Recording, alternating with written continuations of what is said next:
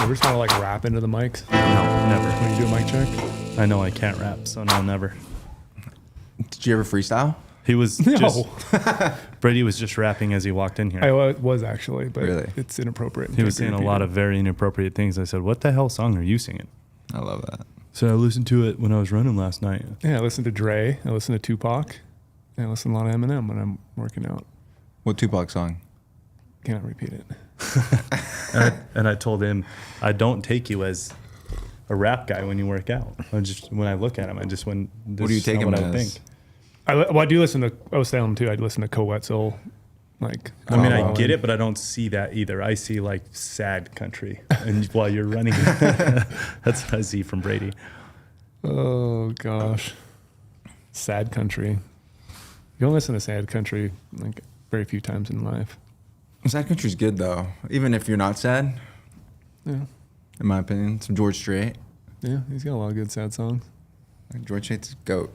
In fact, first concert I ever went to in Vegas was with George Strait. It was at George Strait here in T-Mobile. George Strait? Yeah, That dude's a stud. that was legendary. We used to listen to George Strait. We had a little boombox in the back of the boat when we were boat fishing. Oh yeah, Cowboys Like Us. Just playing like Guy's a stud. whatever the 50 number one albums. Yeah. We had CDs back in the day, Omar. You know what CDs are? Yes. Did you ever have cassette tapes? Because I also had cassette tapes back I in had the cassette day. tapes. No. Yeah. You probably went to some like thrift shop to get them. You never went to like That an is actual back. store to get. Remember when Sony came out with the TrackMan CD player Yeah. that was skip proof, so you could actually like run in it when it skip? That was a big deal in our life. I'll never forget. That came out when I was in 8th grade. We also had the mini CDs for a little bit too. What year were you in the 8th grade? Shit, I don't know, year. I have no idea. I graduated high school in 06, so do the math. I don't want to do math right now. It's too early. Me either. 06. I was born in 97. You were born in 97? That's when I entered this world.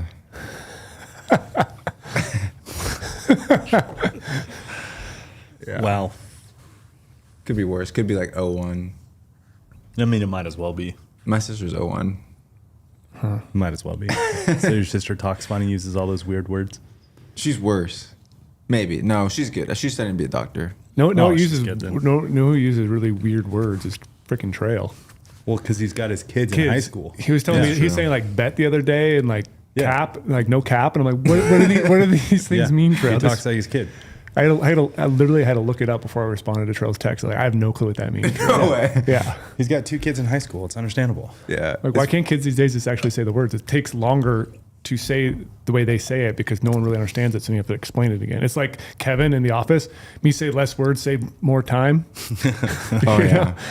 And it's like, no, Kevin, you're actually making it harder because no one can understand you.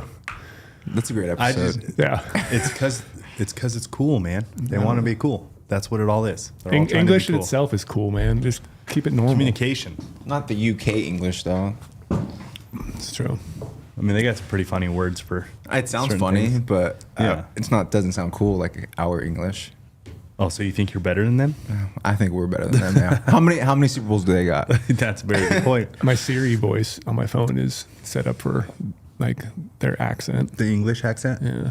Why'd you do that? Because I think it's cool. See, that's what I'm going with. Yeah. These kids think it's cool. Kids think it's cool. No cap. No cap, dude. We got Omar back. Young Omar. Remember I said he's not young Omar anymore. I can't get over not calling him. He's young Omar. advanced now. He has. He's like, We'll get into that today. He is wildly advanced, yeah. but I He's had- still just can't get over calling him young Omar.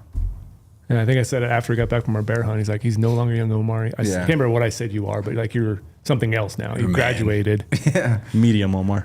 No, come on. Yeah, what I saw the day and a half I was helping, he's graduated from young Omar, but I'm still gonna call him that. Yeah, even the grind, Yeah. the 6.5 days before that too. Like, I know that's what I want to get into. But even like Scott Christensen started with us as director of refrigerator cleanliness. Mm-hmm. And I still call Really? him that. yeah, that was we actually made business cards that said director of fridge cleanliness. Yeah. That's his business card. So we went to like Yeah. Hunt Expo, No and we way. were like Yeah. passing out business cards. People asked for a business card. He would hand out that one that said director of fridge cleanliness. Yeah. That he was his card. He has a very similar story to you, where when he walked in and was interviewing, like wanted a job with us, there was something about him where we were like, okay, we will, like he's going to land here in somewhere. We just don't have a job for him right now. Yeah. So we just made something up. Yeah. Just to get him. Because he was like working in the warehouse for a little bit, right? He was literally cleaning the break room is where he started as Really? an intern. Yeah. But we knew we didn't want him to go somewhere else and not have him. Yeah. So, I mean, now he's our CFO. But I still call him director of fridge cleanliness. Did he have a college degree when he was cleaning Yeah, oh, fridges? Really? Yeah. He had Shout out to Scott. accounting, everything. He was Wow. doing a CPA thing, the whole Damn. deal. But he just wanted to work with GOHUNT. I love Scott. Scott, if you're hearing this, I love you. Yeah, we all do. But even though he's our CFO and he's, top dog now and gets to tell me no, which very few people can, but he can tell me no. I still call him director of fridge cleanliness. So that's why I'm going to continue to call you young Omar, no matter what happens. No matter what happens, you got to remember your roots. Exactly. Yeah. So tell Scott he can't forget where he came from. And he'll always be young Omar because he was born in 97. 97. And all the debacles and everything. It's just, that's who you are to us. It's fun. It's like my kid, Turtle will always be Turtle to me. Like Yeah, he'll never exactly. grow to be, you know what I mean? In Yeah. my eyes, like he's not ever going to be Lorenzo. Like I'm Yeah. going to remember him as little Turtle, That's- little yeah. shithead Turtle. I always get like my aunts and uncles always, like even to this age, always call me like in Spanish, like my name in like Spanish, but like as like a little baby.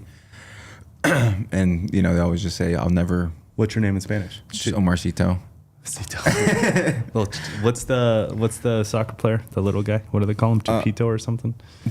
No, that's Chapo's kids. Yeah, Chapitos. Chapito is. Well, Chapo's that's what kids. it means though. Kind of. It's like Yeah, it's like the the kid of, youngins. Yeah. yeah.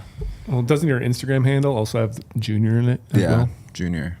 That's why you're young Omar. Young Omar. Omar. Yeah. Omarcito. Omarcito. Guy should never told you that. That he actually did. Is that what he graduated to? Is Omarcito? No, that's like baby. Even better. Omarcito, is that what we're saying? No, we're Okay. not. Even We're That's what I'm better. going to start calling him. Baby Omar. Erase your memories the last minute and a half. Oh man. But you're back joining us again. Unfortunately, Trail is gone. Obviously, Trail right now is, I think, remember that old was it show or game where in the world is Carmen Sandiego?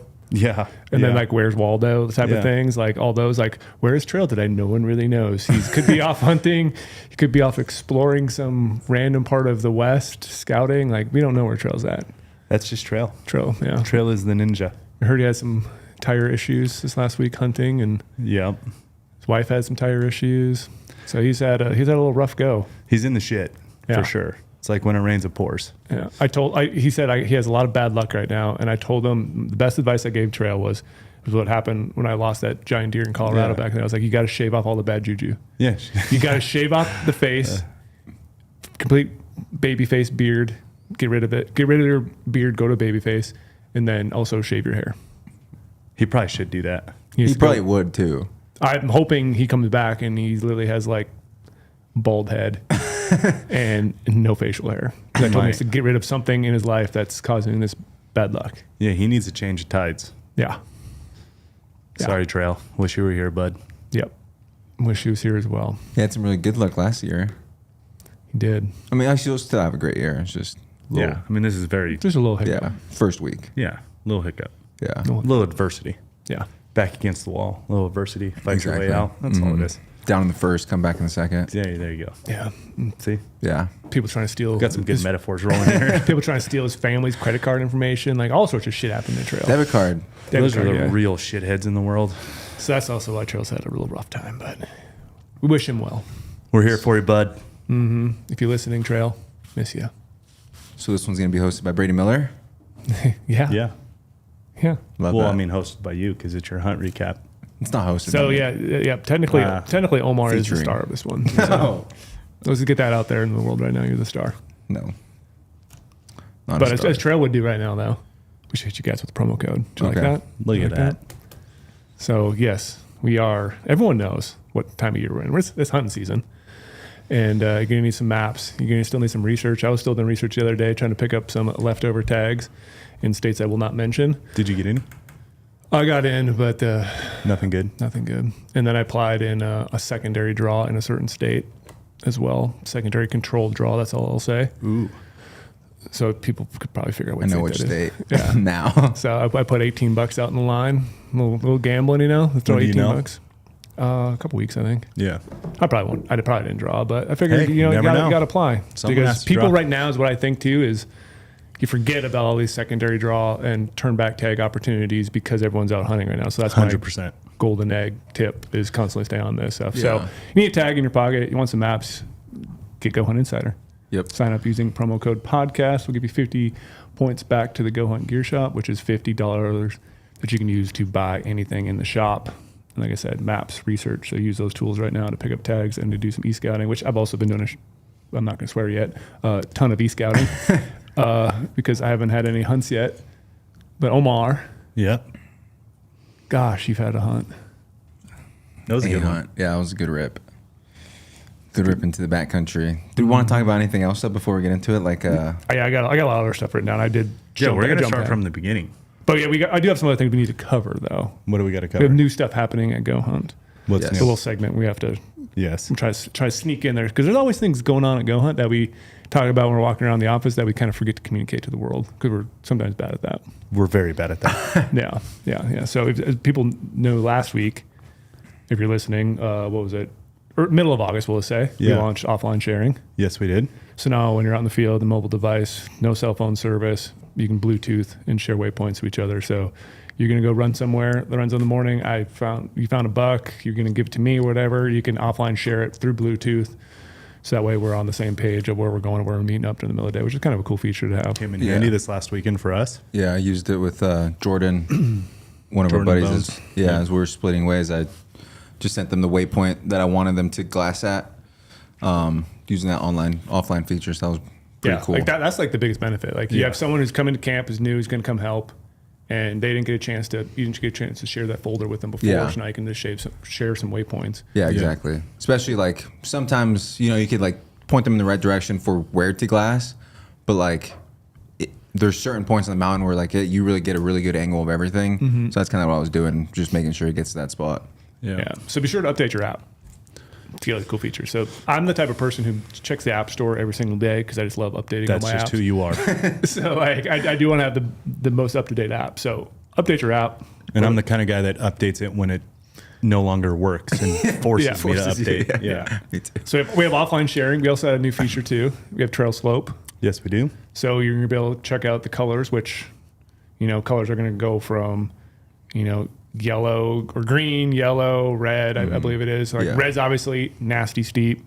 And, as you get in your greens and they're less harsh colors, they're going to be a little bit How does a more guy like gradient. you tell what's what? Exactly. It's very hard. I didn't think about that. Yeah, I was looking at it the other day, and I'm like, I can get the red a little bit, but then I don't get the other colors when they're next to each other again. And so I was just like, I just got to turn on freaking topo. And I'm it's just like, going to buy you the colorblind glasses. Yeah, eventually I need those. Yeah. Yeah.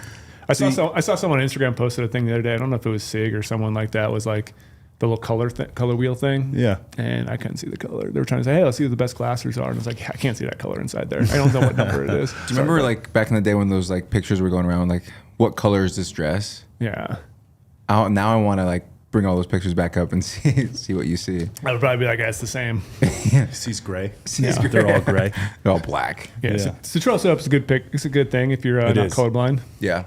But yeah, it's a Especially cool thing for e-scouting. efficiently planning the backcountry. It's a very good tool. Yeah, because a lot of times there's like multiple trails that go to the same Yeah. place, and you can look at based on which one's going to be steeper. It's going to obviously you can get to both places easily, but why take the steeper one where you can exert more energy, burn more calories? You need more food. You don't want to burn Yep. your food. You don't want to burn your water. So And it go the just route takes that more may be a time. little bit easier. Yeah. Then we have some other new things drop in the shop. Yes, we did. We have Go Hunt tarp, Mm-hmm. which we use on our bear hunt, but we actually never busted it out. We Yeah. had it one day. We took it out maybe for a second. So we had been testing it for a while. But Go Hunt Dyneema tarp. Yeah, the funnest word ever to say. We said it Dyneema. like 100 times in last week in the backcountry. Dyneema. Dyneema. It is a sweet word. I missed it when it was Cuban fiber. They changed Really? they changed the name back in the day. It's Dyneema's much better. I didn't Yeah. know that. I literally just learned that. Dyneema's way better. Yeah. But it's a badass material, and it's fun to say. Yeah. Mm-hmm. Yeah, So it's a win-win. I love everything in Dyneema. Yeah. If we can make durable hunting backpacks that could be Dyneema, not get destroyed, sign me up. I Dry agree. bags, stuff sacks, everything Dyneema, sign me up. We got those. We got dry bags, Dyneema dry bags, Dyneema tarp. Yeah, it's awesome. It's a really good material. Waterproof. Like Yeah. unreal waterproof. Yeah. I just like how strong, how like stiffer it is too Yeah. compared to like sil nylon. Because sil nylon tarps are great. I do have sil nylon tarps and use them. But then like even shelters, when you have sil nylon compared to Dyneema, it's just going to be a lot stiffer. And Yeah. like the material just is more rigid, I guess, when Yeah. you get wind and rain on it. Then we also had the GOHUNT Merino that it's not live yet in the shop, but But it's here. you guys have been testing it and using it. It's Yep. Yep. pretty badass. Chris Porter was wearing it the other day when we were out deer hunting, and Trail's a big fan. He wore it at TAC. A lot of people were asking about it. Omar's a big fan. Porter. I'm not a merino guy, but it is soft. I do really like it, and it fits phenomenal. Yeah, Cut with the fits long sick. tail, it Yeah. fits so good. Like it might be like I'm going to dinner and rocking my merino Yeah. piece. That's one thing. Like of all the apparel companies out there, like gear companies, and then there's phenomenal ones. I mean, obviously, right? Like all the big dogs, Stone Glacier, Kuiu, Seagull. None of them cut the tail long enough I on know, these base no. layers, and it drives me nuts. Yeah. yep. Like like a none of crop them top. none of them have that drop tail. So like you either have to tuck it in and look like a corporate hunter. I just don't like that. I just don't like that look. Like cut the tail long. That's what that's you can do whatever you want when you're making your own gear. So Yeah. yeah, we have the long tail and long sleeve. It's awesome. Fits fantastic. That's what I like too about all of our like clothing stuff and our just general GOHUNT private label products is like the amount of testing we've done on these things. That's the funnest part. Yeah. It's Like they've gone through so many different Yeah. like iterations and We've gone like through our a lot. ideas and like thumb hole should be this, that. Like they're just talking about the length of a piece. Yeah. What Yeah. weight merino is going to be great. Like even the approach hoodies, like Yeah. going through all those testing, like just to make Black them what they are Rock. today. The Black Rock, yeah. Rock's great. Yeah. It's like if you're gonna do thumb holes too, why would you have like normal cut sleeve length if you're gonna do thumb holes? Yeah, Right. it's they just need to be pulling longer. the whole time. Yeah. It needs to be longer so it just sits nicely. It's not Otherwise, just pulling for me tight. and some other ones, they Yeah. just like I feel like I'm losing circulation. It makes your thumb sore. Yeah. It's weird. Yeah. I don't know. These gear companies are so good, but none of them have like proper length sleeve for thumb holes or long cut tails. It's Yeah. weird. And I'm not a thumb hole guy. And if you're not a thumb hole guy, like you don't feel it too. Like it's not like Yeah, it's you know what I mean. nice and tucked. And Yeah, hidden. nice and tucked. Yeah, I got 2 more plugs. Yes. Then we can get on to the thing. But these are very important though, so don't skip through this section. Yeah.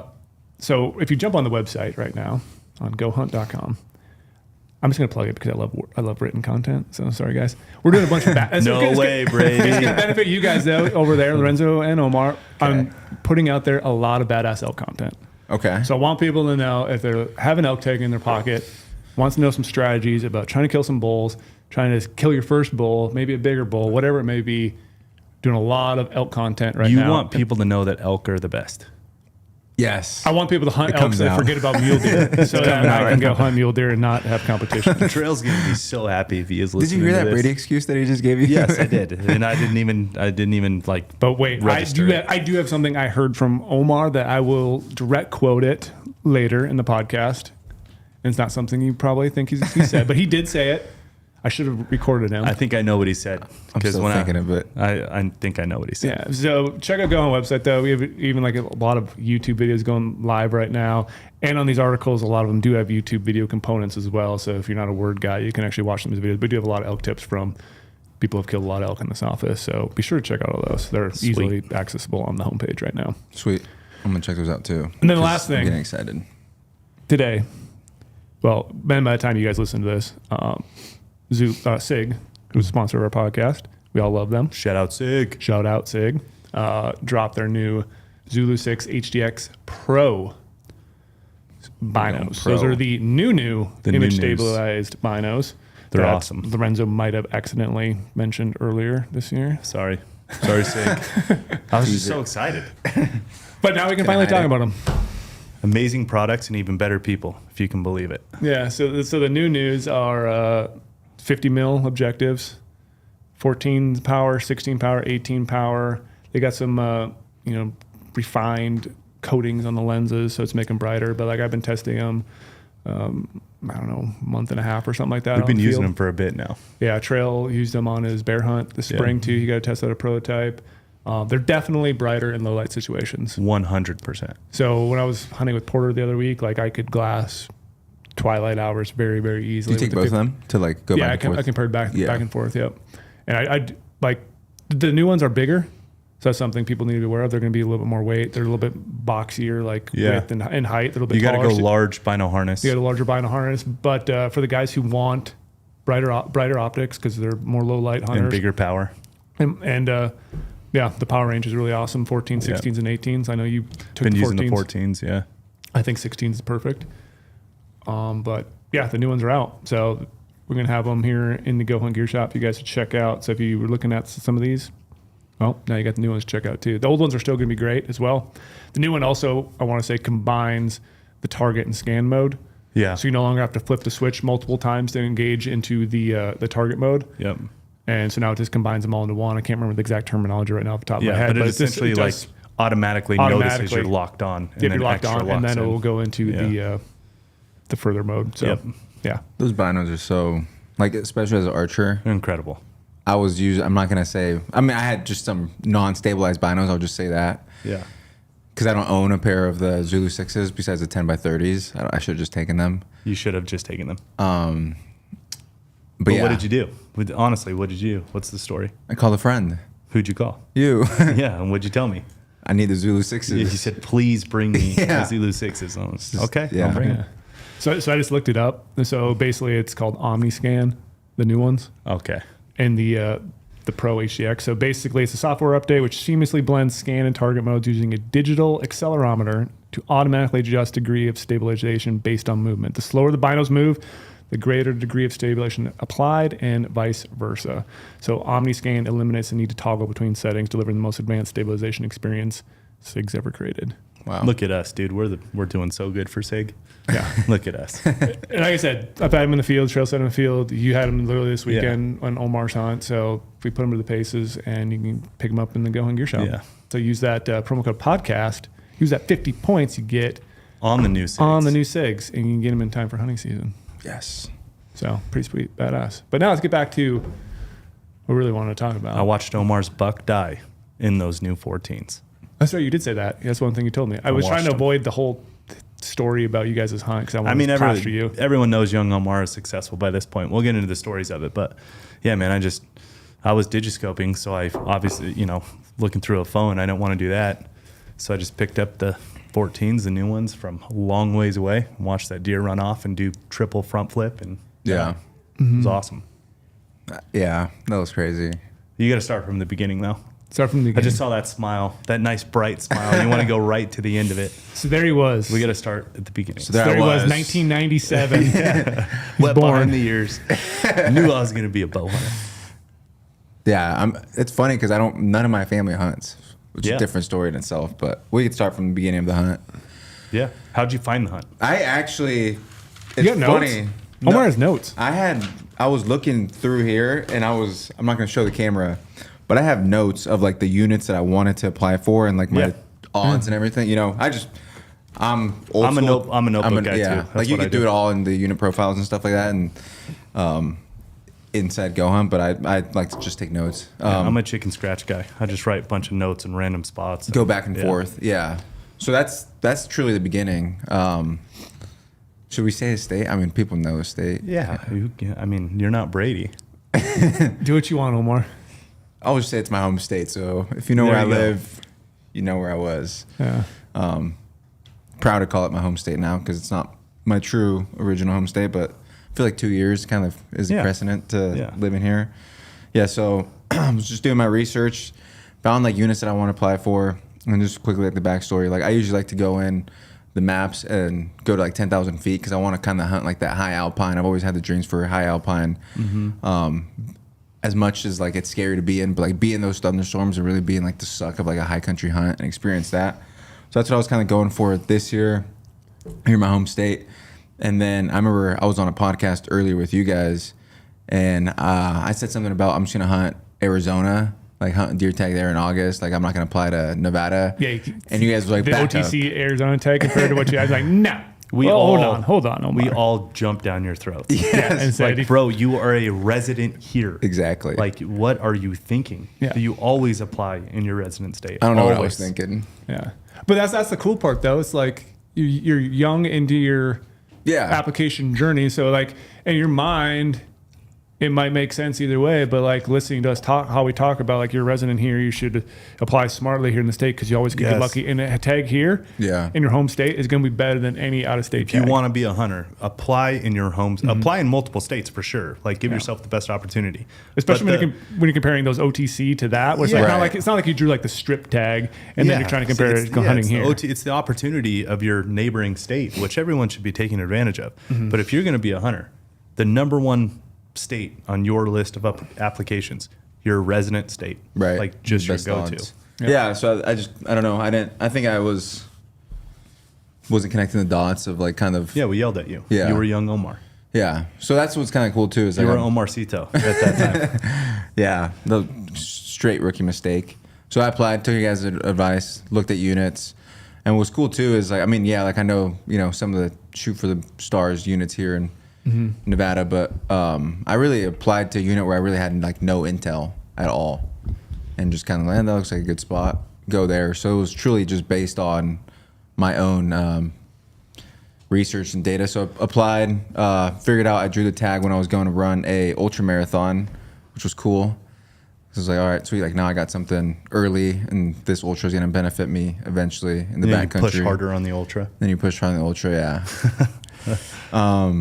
Yeah, so did that, and then did some scouting, some e-scouting, and then did some actual scouting in the field. I had a weekend. So on your application in Nevada, you shot for the stars first. Yes. And so just so everyone's aware, Nevada is a 5-choice state, and they take all 5 choices just on your first, when you get pulled out of the barrel. Yeah. The state looks at all 5. So that's why, we're talking shoot for the stars on your first 1 or 2, and then go to the more Yep. drawable ones. Yes. Which choice did you draw?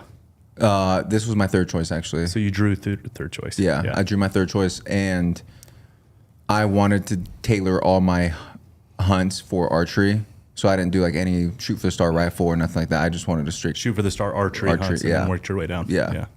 So, so I worked my way down like that. That's kind of how I applied. Drew the tag, my third choice. I thought I was going to for sure draw a couple other units that were kind of familiar here with the office, because I had 2 points going into it, and I thought for sure I'd go there. But I got my third choice, which I only had. I don't even want to say the percentage because I don't want people to figure out. Low percent. Low but it's your percent. resident state. Yeah. So it is what it is. Yeah, drew that, and then was excited, was nervous.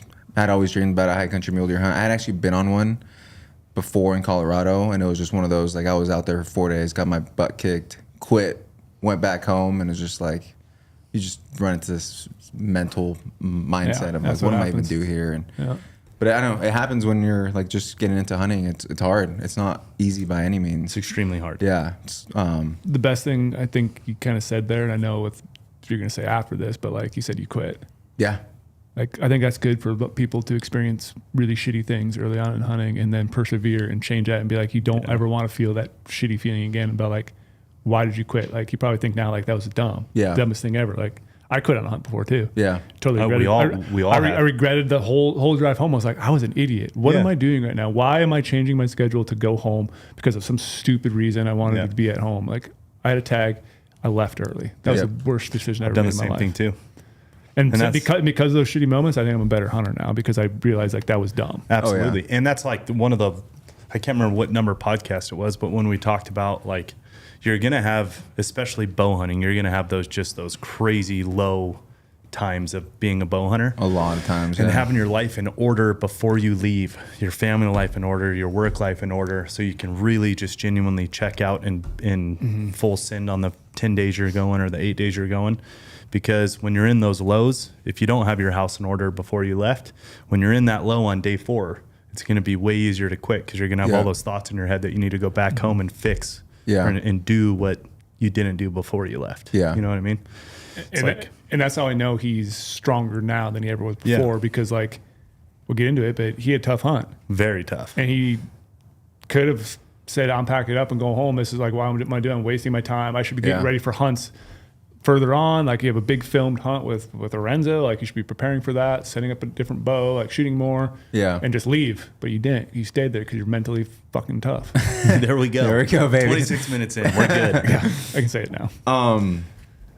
So there was a hunt where I quit, and I remember like thinking like I never want to do that again, because I mean I just quit and I went home to go lay in bed, and like I'm like, what am I doing? Omarcito. Yeah. But you know, as hunters, it's, you know, something that we all have done, and if you haven't, You will. you probably will. It's either you have or you will. Especially in the backcountry, For like, sure. It was No my question. first ever backcountry hunt, like for longer than 3 days, Yeah. And it was solo. and it was solo. That's a lot easier to quit on those too. Yeah, especially when you're just like not finding it. Yeah, you just convince yourself to quit. You know, if you ran marathons and stuff like that, had like a distance that you want to run, a weight that you wanted to get to, like no, screw this. Like I'm take the easy way out, cut the line. So yeah, went scouting, and instantly to the spot that I went to. When did you scout? What were the dates on that again?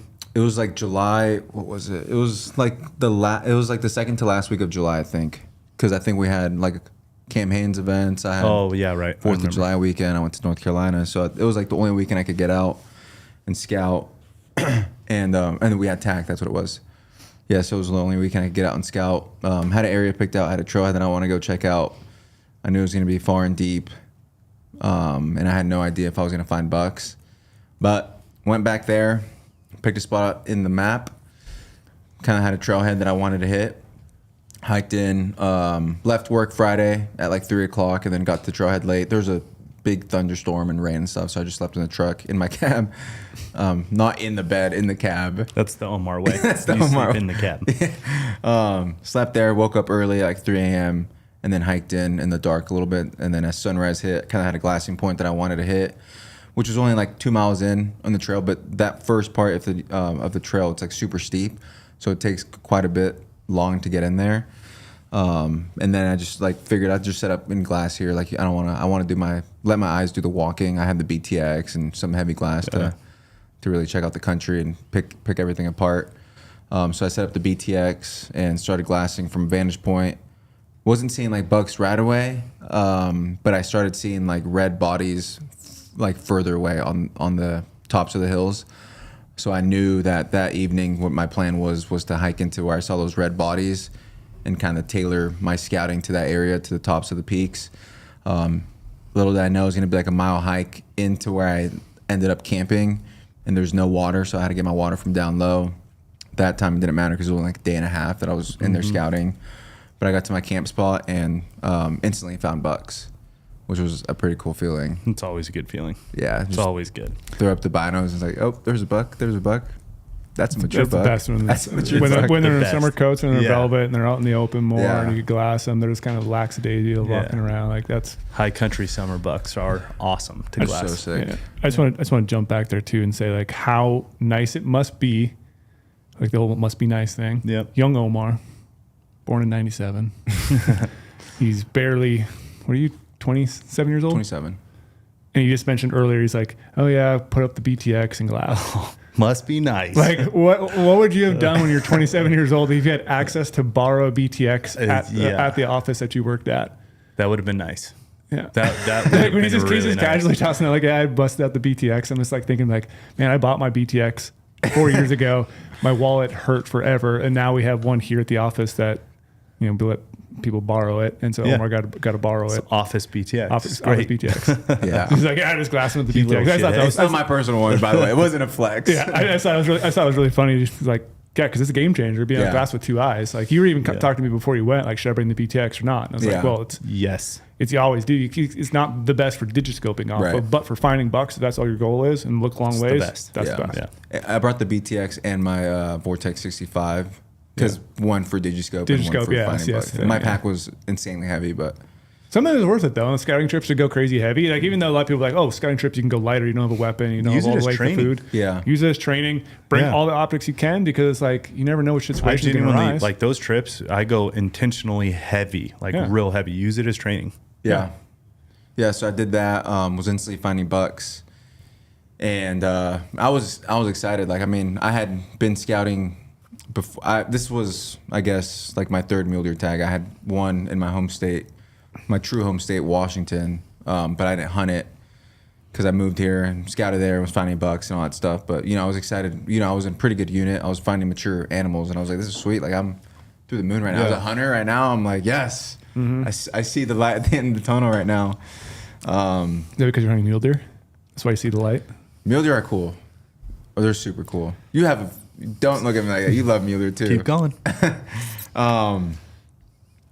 Yeah, so I saw, and then instantly, like, you know, I realized, I think I know how to hunt them, but like, I really don't know how to, you know, hunt mule deer. I've never stalked a mule deer in my life. I've only got close to resident bucks probably.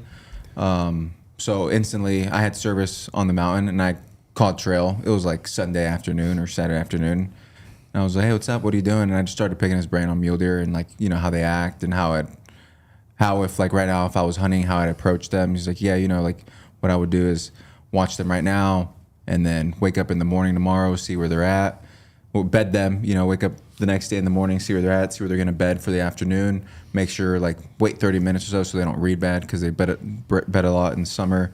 And then, you know, once you kind of find like their first bed, I'd make a move there and kind of stalk them that way because they're going to be in their first bed for quite a bit of time. And then they're going to get up to feed again. So I was like, oh, sweet. So like I'm kind of walking through the process in my head, trying to like work through it mentally. And then also like kind of be in the moment of like, look at these different shoots that I could work, look at the topography on the map to how I could stalk these animals where they're not going to get my scent, really understand the thermals and what they're doing in the mountain. So I was getting a lot of data, getting a lot of intel.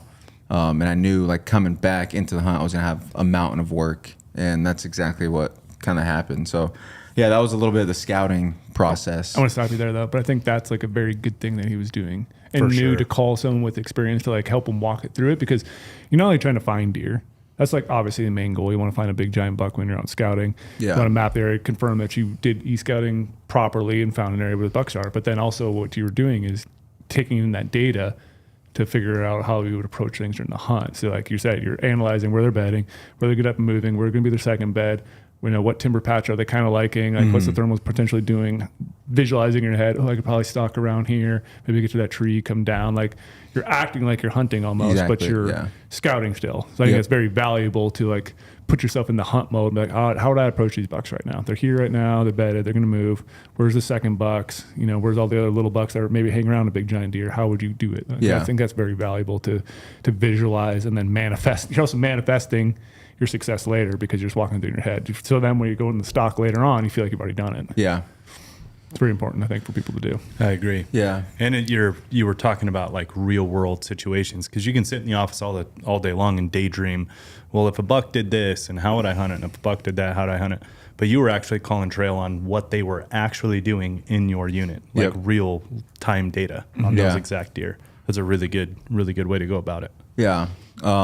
Yeah, I would say if anyone out there listening has access to someone who's a pretty successful, don't go hopping in Trail's DMs. I mean, sure you can and he'd respond, but yeah, if you got access, I mean, that's, you know, part of probably the best benefit of working with you guys is I could pick your guys' brains on a lot of, you know, what to do and a lot of like my approach, which I mean, has helped. Yeah.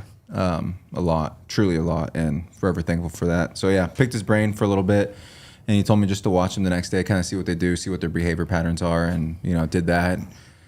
Packed off the mountain mid-afternoon just to get home in Vegas at a decent hour, so had work the next day. So yeah, drove back, and you know, after that, I was just shooting the bow like a madman and getting it all dialed in. I had got new strings on. So I wanted to shoot those in. New sight that I was going to shoot. So I wanted to make sure that was all dialed. Now, I do want to throw it out there. You were tuning your bow quite a bit and shooting your bow. Yeah, he was. Yeah. He was getting it dialed. It's fun. Yeah, it's fun. You can tell That you're is- addicted to it. What's that? Like addicted to setting Oh, your bows. yeah. It's so fun. It's Yeah. fun. That's a part of that. like getting everything logistically ready drives me nuts. Like Yeah. I'm such a procrastinator on that because I just don't like that part. The bow stuff, dude, So fun. that's the fun part. See, I can even, shoot bows. even earlier today when we were sitting in my office and I was talking about the soft knocks and everything, I was Yeah. like, it was like getting the fire built back on me Yeah. again. Because like It's I fun. love bow tuning. I don't It's bow so hunt fun. anymore, but I love tuning process. It's fun. And to just Yeah. get that bullet hole in paper and There's no better feeling. 300 FPS and everything's just solid. You're like, hell yes. Yeah, let's roll. everything tearing. Yeah. Yeah. So that's what I was doing. I was at like it was the same setup that I shot my bull last year with, but for some reason I switched out my arrows just a tiny bit, but the tune was off and Yeah. timing was off a little bit for some weird reason. So could have been like the new strings and just I don't know. So yeah, I had to get that dialed in, which I did. Changed top hats and got everything shooting right. Built some new arrows. So yeah, was working on the bow and getting up early, going to the range, shooting. I shot a lot at 50 through 80. Like I never even shot really 20, 30, 40 just to make sure the pin was Yeah. on at 20, 30, 40 and a couple times walk through the process like Crispy does. He does like I think 20 through 100 before Yeah. he leaves on hunt. So I did that a couple times. But most of my practice came at 60 to 80, which actually ended off like really paying off in the long run. And then another thing was just like checking that third axis, first, second, and third axis, making sure it's Yeah. all dialed. I think, as a green hunter, that's something that I really never practiced that much. Yeah, like my second and third were probably on, but I don't think I ever really practiced the shots a lot. So practicing a lot downhill, practicing a lot uphill. So I was doing that, and I think I was doing that for like 2 weeks, and then it was go time. It was time to go. Got all my ducks in a row. I don't have a family like in terms of like wife and kids. Must be nice.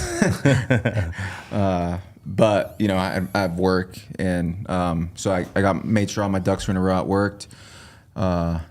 Some long hours, but to go hunting and to like be able to leave and like have the peace of mind that like, all right, sweet, everything that You did, listened to that old podcast we did. I must have. Get all your shit ready so Yeah. you can just check out for real for 10 days.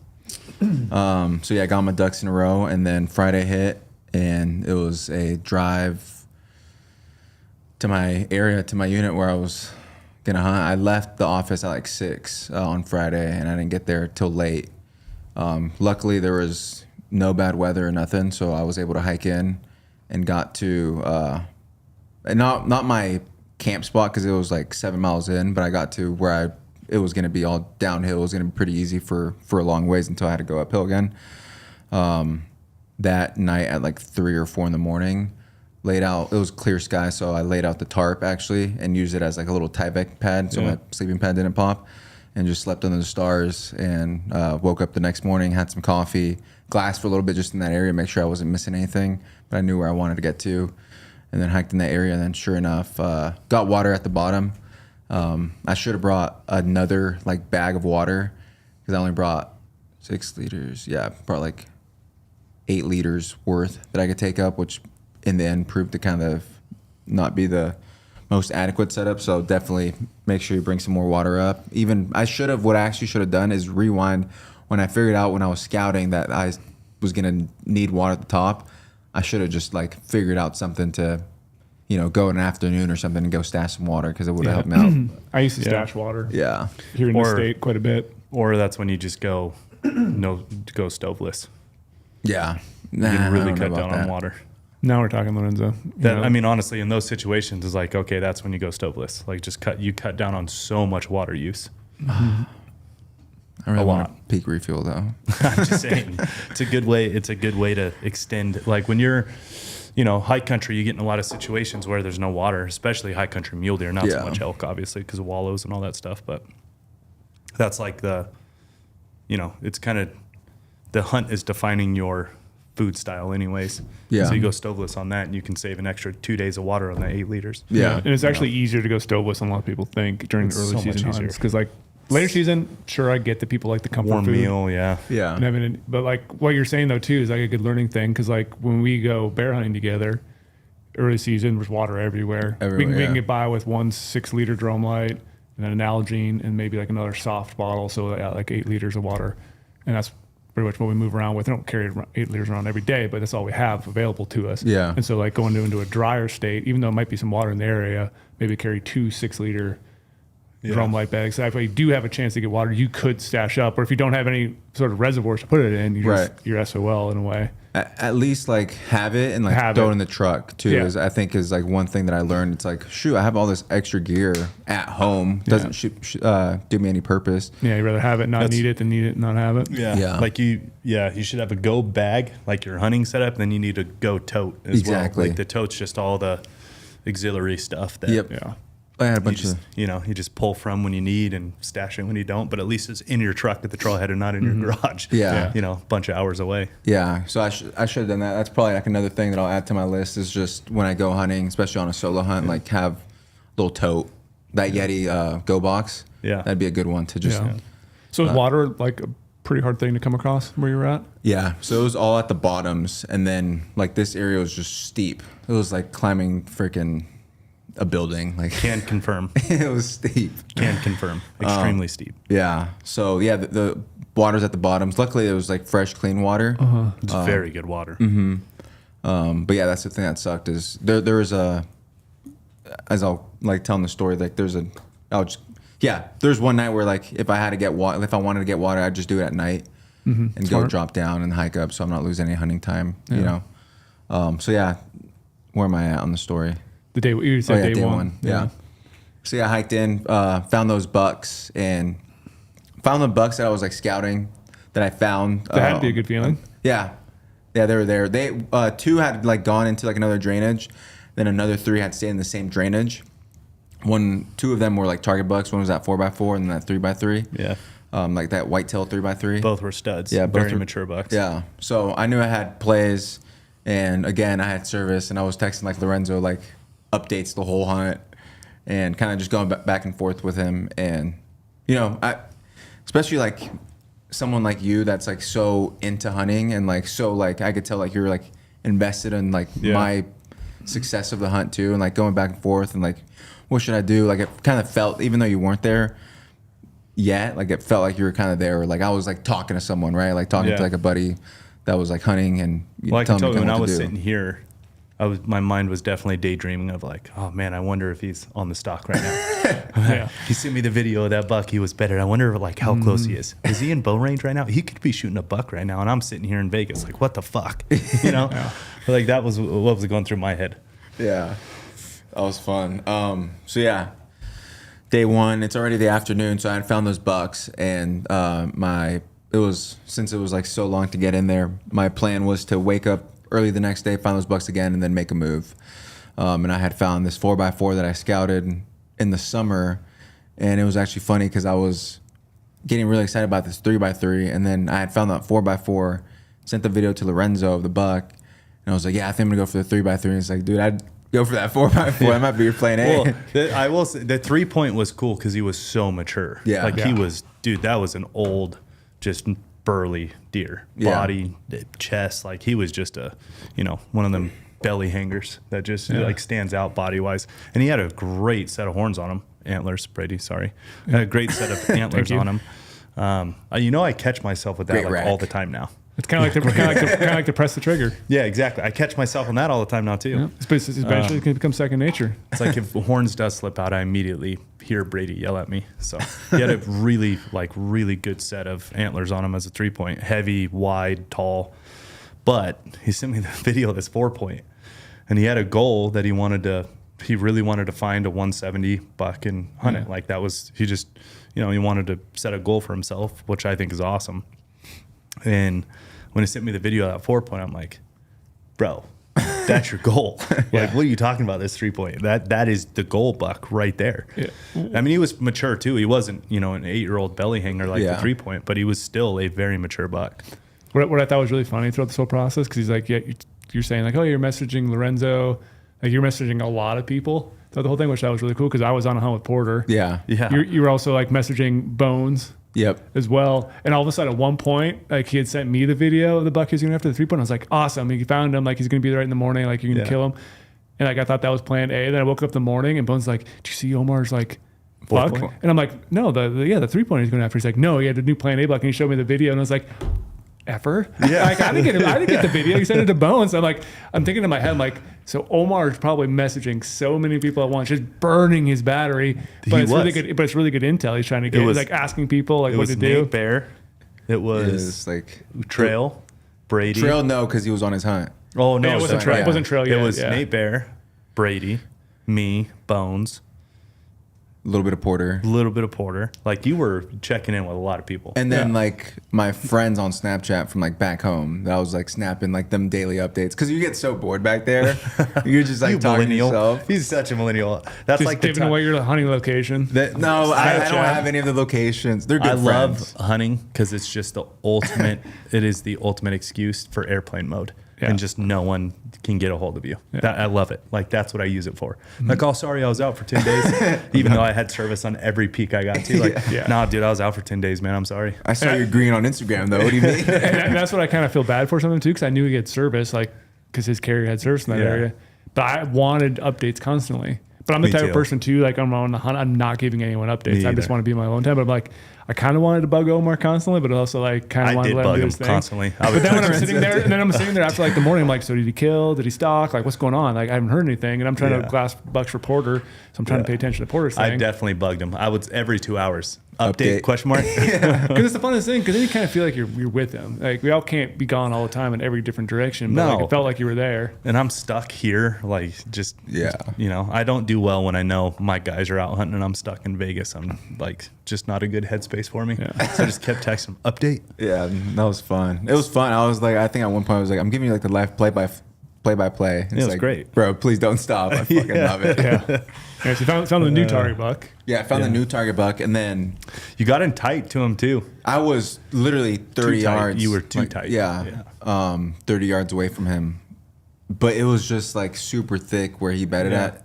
And do you know? So I haven't asked you this yet. I was actually saving it for the podcast. Did you learn on that stock? Like you got too tight? Did you learn where you could have held up and potentially still killed him? Yeah, so I learned that I was just moving way too fast. Like I was looking back and I took one picture of the area and like drew like a little line. I should have like digiscope, like zoom all the way in, zoom all the way out, like get a couple videos and like really like, all right, that is the tree where I need to stop at, take off my boots and put on my stocking shoes on. I was just moving, like I just got way too excited. I was like, all right, sweet, here we go.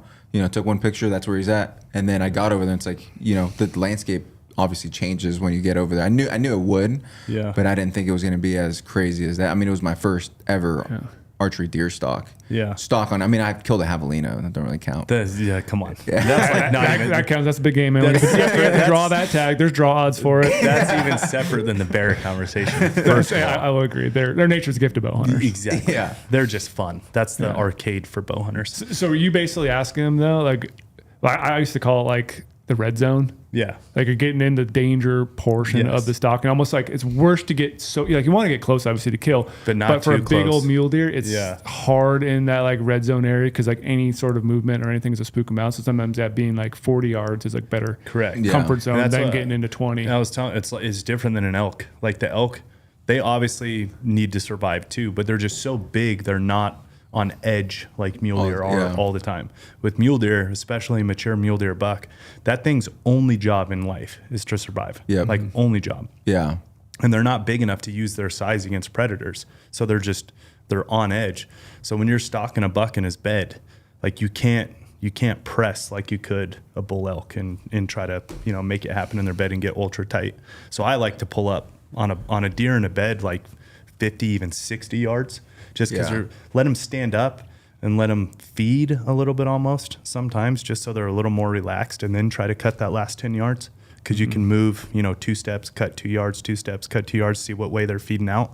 But when you get that tight on a mule deer in his bed, that is like ultra danger zone. You can't get away with anything. And it's not like elk where like they'll kind of stand up and like they're not spooked. They just kind of like get up, like, oh, it's over there. No, like, you know, those things stand up and are gone. Yeah, like they run the same time they stand up. Yep. Yeah, it's different. So I got in super tight. Should have done a little bit more analysis of the terrain and where I really wanted to go. A lot more videos. You think if you would have pulled up at 60, you would have killed him?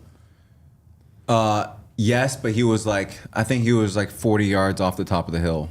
of like where I So had. it was tough. Yeah, so it was tough. So I had to be in tight anyway. It was going to be a tight stock anyways. Yeah. And I couldn't go below him because the wind was pushing up. But that was fun. Like, you know, I really got my first. It sucked that it happened on a pretty big buck, like a pretty legit like, target yeah, goal buck. Yeah. Yeah. But I mean, that was fun. Like, you know, I got the full experience, got close. He snorted, he took off. I think I called you. Yeah. I was you like, did. dude, he like snorted. Like, he never got my wind. I think I'm going to just stay here, hold back in the area and see if, like, I don't know if he comes back or something. Like, the wind's perfect. See if I could, you know, maybe catch him slipping up in the timber. Yeah. And then I texted you back and was like, no, I'm just going to go back and see if I could relocate him, go glass down below and, you know, see. I don't think he's spooked too bad, so I want to get out of here, get my scent out. And I never saw that buck again. I saw his homie that he was rolling with, but I never saw that 4x4 again, so he was gone out In of my how many life. days? 4 days. 2 days. 2 days? Yeah. Yeah. Did That's what you- a smart buck does. Did you have to experience what all bow hunters have experienced, is the old walk of shame? Yes. Because like that's the hard part about bow For hunting mule sure. deer is like for elk hunting. You know, most of the time you have camp on your back and like, we'll just continue on from here. Right. But most likely the best place to glass that area is way the opposite side of a canyon because obviously looped around. So then you have probably to go all the way back around and then get back over there to then try to glass that area again. It's like, it's always difficult. I always thought about it every Yeah. time I made a stock. I'm like, shit, if I fail this stock right now, I got to go all, I gotta go all the way back. Like, you don't want to have those thoughts ever creep in your mind, but you do just think about it for a short Yeah, second. like this could be so much wasted effort. so much effort to go over here, but you got to do it. Like You have to. You have to put the stock on. You know what's even funny? The walk of shame without the boots. Oh yeah, that's I always the gotta first. get to my boots. That's the legitimate, like college style walk yeah, of shame. exactly. And I always wonder, like, is there any other hunters just watching me right now, like moping around trying to find my boots? Even though I can mark them, but sometimes it's always hard to find it. You're Yeah. like, you feel like you're just tiptoeing because it hurts your feet. Yeah, that's a painful one, man. The walk of shame's on mule deer. Yeah. So that happened. And you didn't turn the buck up again. I didn't turn the buck up again. I did see his best friend that he was rolling with a couple days later, so I knew that buck was somewhere. He'll come back. But Yeah. that's what a mature buck does. Yeah. Like a buck that's been around the block for a while, they'll bomb out for a couple days at least. Yeah, I don't know where he went. I know he's probably back by now, chilling. Yeah, by now for sure. But yeah, and then so I got back to camp, did the walk of shame, did all that, experienced my first ever like deer blowing out and like the whole snort and everything. That was You had pretty some cool. celebrations in that though. You got 30 yards to a bedded Yeah. buck. Like that's not easy. And 30 yards with boots on, That's not easy. so I was ninjaing around. That's Oh, not you're really easy. ninjaing. There. Yeah. That's hard. Because when I was 30 yards is when I took off my boots and I was like, oh, freaking buck was so close. So yeah, blew that one up. What bumped him? You were making noise? What was it? Yeah, I think it was just a noise because he was in this kind of patch of timber and it's super steep with rocks and Yeah. all, like there was no quakies, there was no wind, it was super calm, like there was nothing loud to really. Yeah. We're a mile up from the water, so like there was no loudness. It was just like the timber was so quiet. So I Yeah. think it was just he knew something was Yep. creeping up. Which I always wondered too, how deer know that their friends are like walking by them and then don't spook out. You know what I mean? That their weird own- sense they got, man. Yeah. It's their crazy. only job in life is to survive. I So know. think about like if you walked into your house and something was out of place, you would notice it. That's true. You would Yeah. notice it. That's true. Yeah, that's a good way to put it. Like Like you I feel can, it. I can tell which kid is coming in my room by the sound of their footsteps. Like I can tell if it's Romeo or Lorenzo. Yeah. You know what I mean? That's a good way to put it. Yeah. So if you think about it, like that is their everyday life to survive. Yeah. And then to have And just, that's their home. So like they know when something's not right. yeah. And that's why Lorenzo was saying, I think you said it, like that buck will be back. Yeah, oh yeah. Because like It's his that's home. the home a big buck knows about. He knows everything about that little area. So yeah, he might give like a couple days off and like Yeah. go where, no, who knows where he goes, but they usually come back. Yeah. 100%. I missed a buck one year, and then like 2 days later, he was right back Back, in there with all yeah. the 7 other bucks with him, and then I killed him. my guess on that buck on the video is he's six years old. Yeah. So Really? you think 6 years, that buck knows his escape routes. He knows how he gets back. He knows the water while he's off his home base. Like he just knows his setup. He Yeah. feels more comfortable knowing that rather than going. Yeah. He could go to new areas. He probably knows that a little bit, but it's like he'd much rather go back to where he knows his escape everything. route, and he knows Yeah. his water, and he knows where he's safe. Like Yeah. they'll go a new spot, but they don't stay for a ton of time. Yeah, which I was asking you. I was like, "You think he'll be back and stuff?" And you're They like, said a "Yeah, couple days. yeah, a couple days." And I asked Kenneth O'Reca for freaking service, man. Yeah, It's like nice, but also like not so nice. Yeah. because you just like, it's good for you in the moment with your Yeah. like first legit Yeah. And Mule yeah, hunt. I asked Kenneth because, he lives in Wyoming, gets to hunt some pretty cool tags all the time with this general tag. And he was like, I was like, you think they'll be back? He's like, yeah, it's their home. Like, they know it best. Yeah. He'll be back eventually. Could be 2 days, could be 5 days, but he's coming back. Yeah. So, yeah, went back. But then, my goal was just to kill like a mature mule deer. Like, I wasn't looking for, over 170 or something like that was kind of like the goal. Just a mature buck, something respectable buck with this little top hat. Yeah, respectable. Respectable buck. Yes, the old respectable bear conversation yes. got brought back in. And I went back and I knew that 3x3 was in that other basin and he was feeding in the morning. I quickly saw him like, all right, yeah, he's there. He didn't go anywhere. Then it dropped down water last night or something. So I knew he was over there. So I put my glass on there and instantly, like in 2 minutes, picked him up. And he was with 2 other bucks in this like low part of the basin, but like very steep and rocky to where I had to go. So I looked at my topo on my GOHUNT app, like quickly made a plan, knew that I had to get to this side of the peak, hike all the way around, go above camp, and then start dropping in on them, like pretty much directly above them, but not too much directly because it was so steep and rocky that I didn't want that, shale to fall down and make a lot of noise. So I kind of went at this angle and worked my way down. And I finally got to a tree that I was 100 yards away from.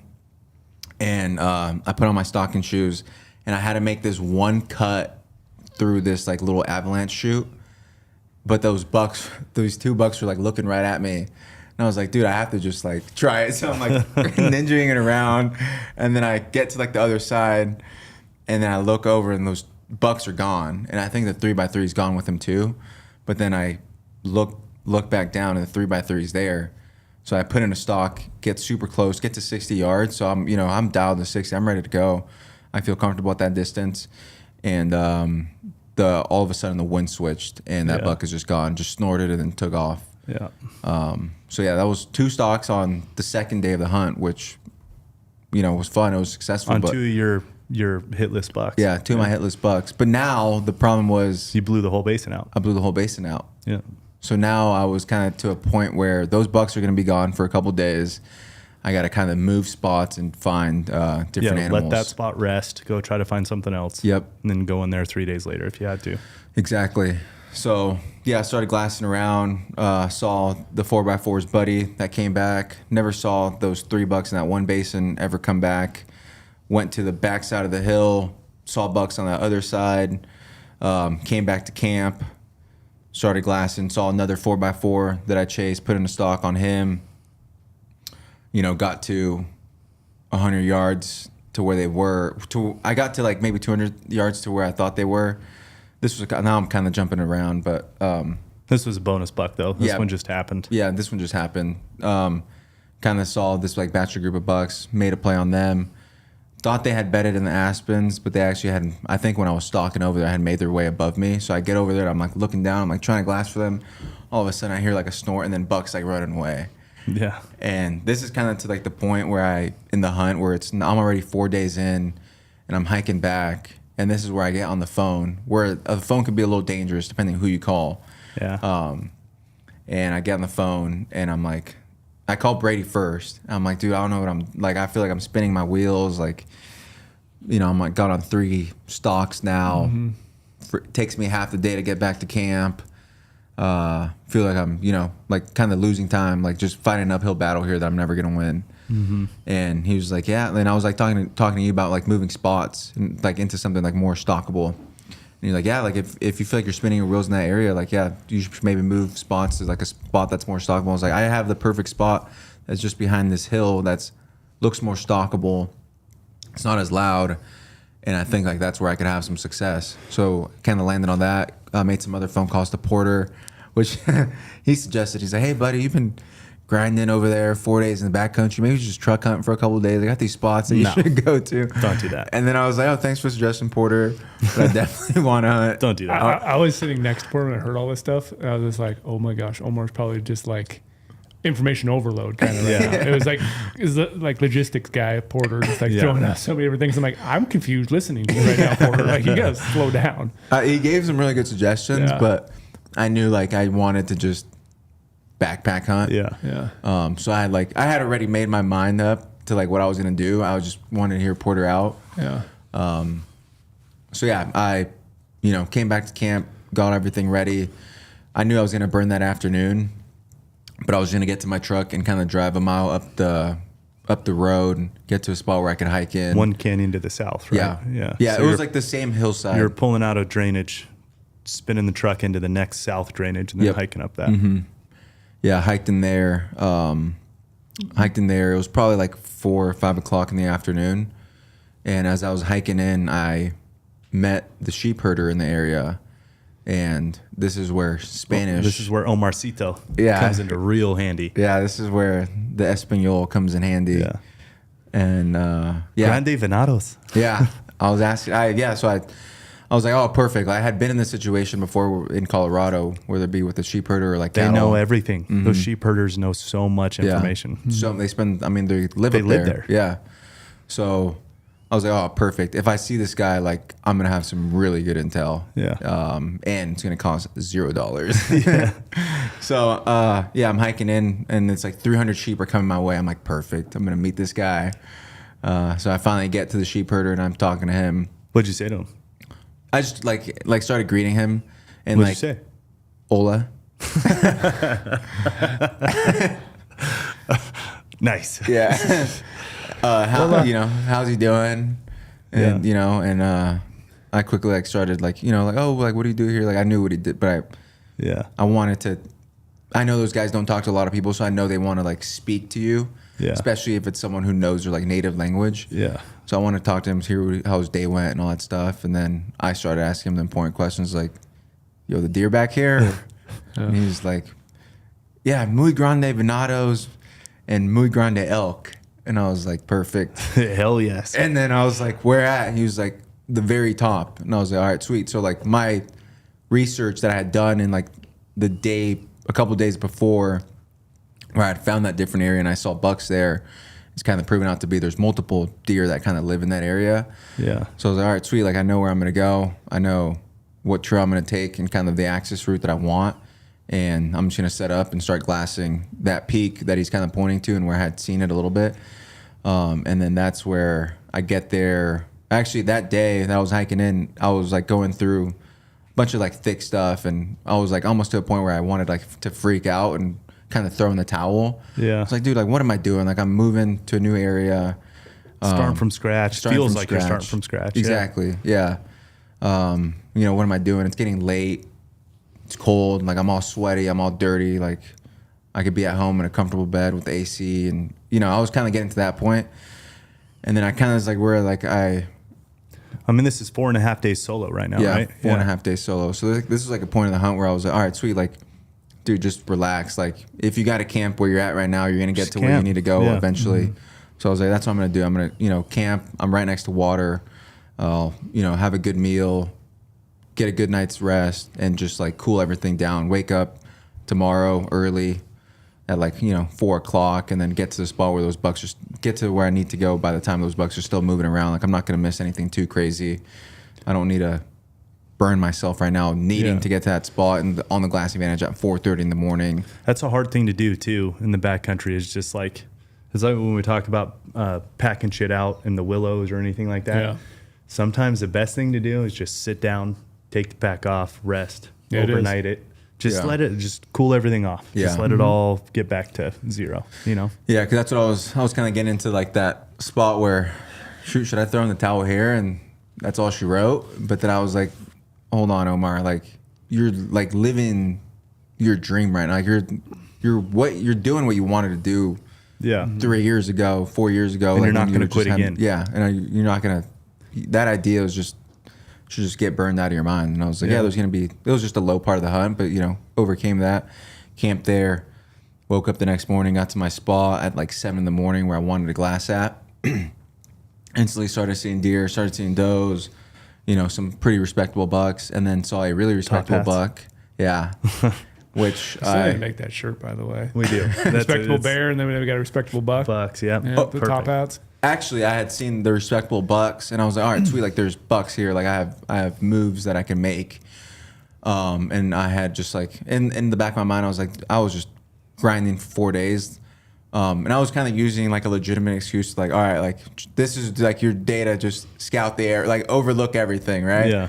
that's kind of I was like telling myself in my head because I didn't want to like hike up a mile and a half to blow something out and then kind of get into like that deep depression again. Yeah. So I was like, all right, sweet. Like just relax today. Look at the area. Look at all the bucks that you could have in inventory, so that you can make your move tomorrow. Like the next day, I knew that I was gonna go on a stalk.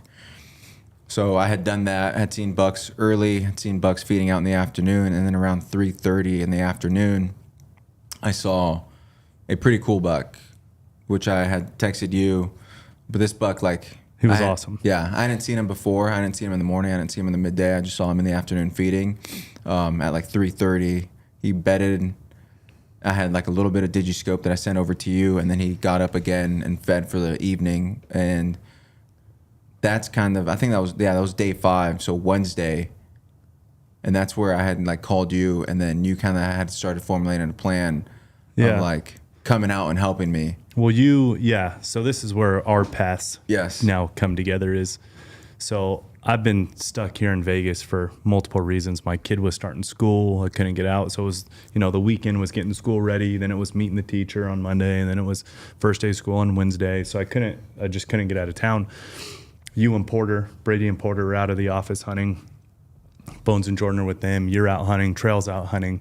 And I'm just, like pulling my hair out in the office in a total depression mode of like, how everyone's out of the office and I'm not, like, this is bullshit. Oh yeah. Well, then Porter and you are coming home.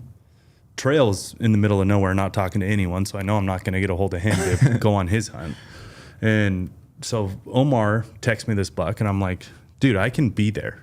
Like I can come help. Cause now Wednesday, first day of school is out of the way. The weekend's coming up. I'm like, dude, I can be there. So let me figure out some stuff. Of course, it's the one Friday I can't miss for work in I don't even know how long, honestly. Like if I look back on the last 15 Fridays, I probably could have taken them off if I really wanted to. Mm-hmm. Cannot take this Friday off. I have 2 meetings, absolutely can't miss. Yeah. It's like it's a non-starter. So in my head, I'm like, God, do I bomb up tonight, Wednesday night, pull an all-nighter, hike into the glassing knob? Because I was talking to Omar about time, and I could have made it before sunrise. But if I did that, then I would only be able to hunt Friday and have to come home, be able to hunt Thursday, have to come home for Friday. And then what's the likelihood I'm just going to turn around and go right back with my wife and kids and all that? So I took a time out. Yeah. Like we said, sometimes the best thing on a backcountry hunt is just sit down and camp where you're at. Well, I sat down and thought it through. I'm like, that is so dumb. What I could do is be there for Friday afternoon after these 2 meetings, just bomb out 100 miles an hour the whole way, make it for the last 2 hours of Friday night hunt, have Omar on the hunt side and I'll be on the glass side. So we're not burning any time there. Okay. So it's going to work. We can do Friday, Saturday, and Sunday morning. I'll be home Sunday night before, Turtle has to go back to school on Monday. All right. That's what I'm going to do. So I call Omar and kind of get the lay of the land. He's sending me pictures and videos. And I'm like, dude, this is the perfect setup. You have cell phone service. This is the perfect setup for us to be glassed on the other side. Mm-hmm. Except I have Verizon, so I have no service. You want to know who has AT&T and has service? Bones and Jordan. So I text Bones and Jordan. I said, hey, bro, you guys want to go hunt again this weekend? And they're like, hell yeah, I can't wait. Let's go. They're just the 2 best groms on planet Earth. Yeah, I love how they're always game to do anything. Game. They love hunting so much, which is awesome. They're awesome. So I went into planning mode. I'm like, all right, Omar, you watch that buck. That's for sure a no question shooter. Like, I don't care what tag you have. It's a no question shooter. There's other bucks in the basin. I said, I got Bones and Jordan myself. We're going to leave. We'll be there, this time on Friday afternoon. Then I'm texting Bones and Jordan. I want you guys at my house at 11 o'clock. I want you guys with boots on, clothes ready, like no wasted time at the trailhead. Mm. They literally came so ready that their water bladders were full. No in the way. Truck. Yeah. That's so awesome. I'm like, what? All right, that's a little, usually you stop at a gas station, like fill it up with some cold water. You know what I mean? I'm like, I appreciate the seriousness of you guys being ready to roll at the trailhead. And Omar's keeping us up to date at this buck. He's bedded. He's with 7 other bucks, the whole deal. So the whole time in the car ride with me, Bones and Jordan, we're like going through, okay, we're going to split up. I want you guys on this side of me. I'll be in the middle. And as long as we can get this buck rounded up and just see his butt in the trees when he's bedded, just something, we can get Omar on this deer. And so anyways, we pull up. Omar decides he's going to come out to the truck, because the glass spot is on the opposite ridge, right? I mean, it's the prototype backcountry mule deer hunt. So he's from the opposite ridge looking into this basin that these bucks are using. So he's like, we'll meet at the truck, 3:30, whatever. So you need to get food. Yeah, and you need to charge your phone up. Charge my and phone. Shoot battery my bow. I wanted to breaks. shoot my I bow. can imagine he needs to charge his phone. He's Yeah. only been beating the crap out of it the whole The week. whole like, time. Yeah. The whole time. Logistically planning things. And he's like, Snapchat. and I want Snapchat. to go shoot my bow because Oh, I that's haven't good. shot it in 7 days. I said, dude, that is absolutely what you should go do. Yeah, Like, go yeah. get some reps in, be confident, because now we have 2.5 days. You took off these 8 days up for this hunt. You're done after this, so like, just be ready. These 2.5 days are just straight kill mode. You're on the side with the deer. You're done glassing. Like, drop the tripod. Yeah. Drop the spotter. You're done. Yeah. So he went down and got, gamed up for being in kill mode. Pull up to the truck, and Omar goes, "Damn, you're like an airplane on wheels, man." Because we made Jet it on there, wheels. a jet on wheels, man. Because we made it there so fast, and we went straight into Business. business. Like, I mean, we were at the trailhead for 3 minutes. Yeah. I think I put my boots on, and that was about it. Yeah. Yep. And we started hoofing it up the trail. By the way, Omar's the hike to the glassing knob is like not bad at all. Don't worry about it. Classic. Right? Not bad at all. I do that all the time. So, Got to reassure them it's easy. Yeah. which I don't really care if it was hard. Yeah. I just wanted to know. So I'm thinking, oh, perfect. I'll just use this as training for New Mexico. Like, this is great. I'm wearing leather boots for the first time in forever. I've been wearing them, rucking for the last 2-3 weeks. They feel good, but like, hey, this is a perfect time to put everything to the test. Yep. The new trekking poles I want to use, this new thing, that new thing. I hit the trailhead and my pack's like, I don't know, 60 pounds maybe, because I Not went light. intentionally heavy. Like, I threw in all kinds of shit I would never take on a backcountry hunt. Crap ton of food. Ton of food. I brought in a camp chair, brought in a gun with extra rounds, big old suppressor on it, handgun just for fun.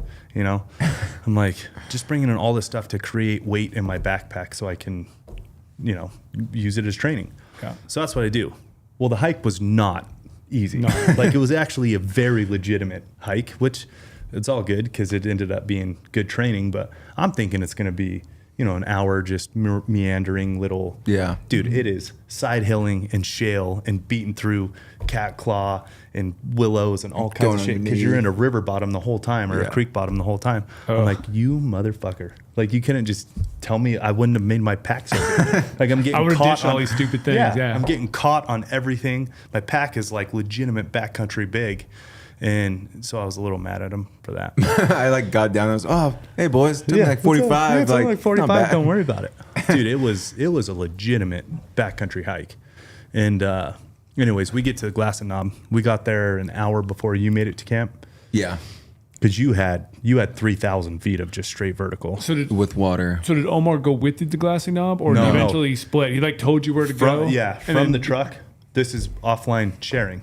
At the truck, offline shares his camp spot, glass spot, everything. So now Gotcha. I have the data of where he was seeing the buck from. Yeah. So at the truck, he just went straight north, just absolute vertical from That's 0 to good. 3,000. Like, Guess I'm trying to visualize in my head is like, all right, so you try to figure out where the glassing knob is, but then you also have to figure out where the deer is too. So Yeah. all Yeah. that stuff's And now he- offline shareable. and he did a good job taking pictures of where he bedded. Yeah. The high country's so noticeable with all the landmarks. Mm-hmm. So I have the picture of where he left the bucks when they were bedded. So we're hiking up to the glass. He's hiking up to the top. He's got 2,000 more vertical than we have. Which at is a very least. smart setup, by the way, Yeah. which we So can now get into in a little bit. he's on kill side. He's Yep. on the deer side. We're on the glass side. So we pull up the glass. Immediately, very first thing we see is a very nice 4-point, like very nice 4-point. And no, the buck, we called him the sticker buck because he had a cheater and an inline. And that cheater on the right side was like 3 inches. It was like a very noticeable sticker. Mm-hmm. And I'm like, yeah, no sticker buck. Me, Bones, and Jordan are talking. And the whole time I'm like, man, I wonder if he's ever seen this 4-point. Like, I don't know why he wouldn't, but he's never told me anything about a 4-point. I only see him that day. The day that Friday. That's the only day I saw him. Yeah. Yeah.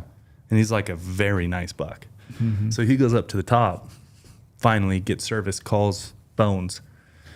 And, we're relaying, we haven't seen the sticker buck. We haven't seen this. We haven't seen. Have you seen this 4-point though? He's like, yeah, I saw him yesterday. I just didn't say anything. I'm like, do you want to hunt him right now? Because he's a very nice buck and he is super killable right now. Like, I mean, by himself, feeding, calm as can be, and he's in a aspen patch. Could not be more killable. And to Omar's credit, you were like, no, I want to give the sticker buck. That's the one I want. I want to give that one a go. Like, yeah, cool. I respect that. Yeah. Like, we'll just keep tabs on him on this 4-point thing and see what happens. So you were at the top. Yeah, I was at the top. It was probably like. Did all that make sense, by the way? Yeah, like I was now, visualizing it all, and like you're on one side, they're on the other. You already spotted the buck. So think about an east-west, big, gnarly east-west running basin. We're on the south ridge. He's on the north ridge with the deer. Yep. Like he's with them. Because this is why it's made sense you guys came in, because otherwise you have to go back and forth constantly. Correct. So now he's only have to stay on the kill side, Yep. and you guys can stay on the other side. He's doing no to help glassing. communicate him to get him in the position. Correct. Yeah, He's doing 0 glassing. We're doing all the glassing, waiting for bucks to bed. Call him. Yep. Hey, this is where you need to be. This is where that buck is. This is where this buck is. No more giant death walk of shame. Yeah. Correct.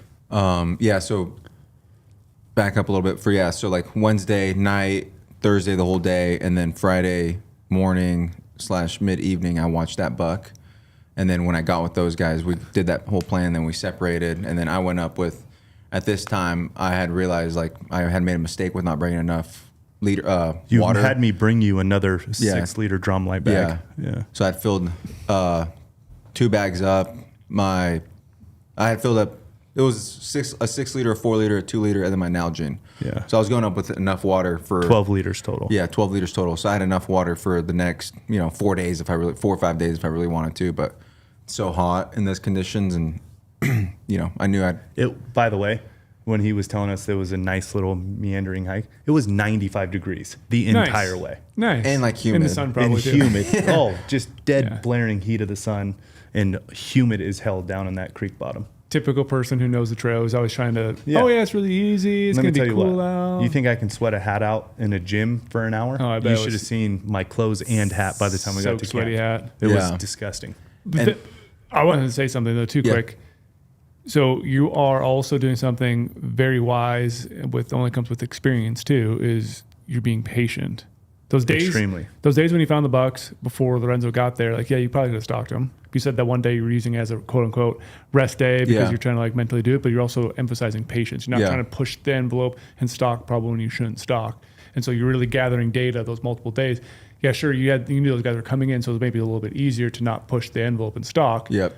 But you're trying to set up something that's going to be a high likelihood of success rather than rushing it, blowing a deer out, never finding a deer again. So patience kills deer. That's a really good point. He did a very good job of taking that day and a half of waterlogging himself, getting right in the head, resting your legs. I was like, I'm drinking a gallon of water right now. Like I'm getting hydrated. Because he had already been beating himself up for the last days. He's getting in kill mode. Yeah, and he knew, the best situation for a kill was coming.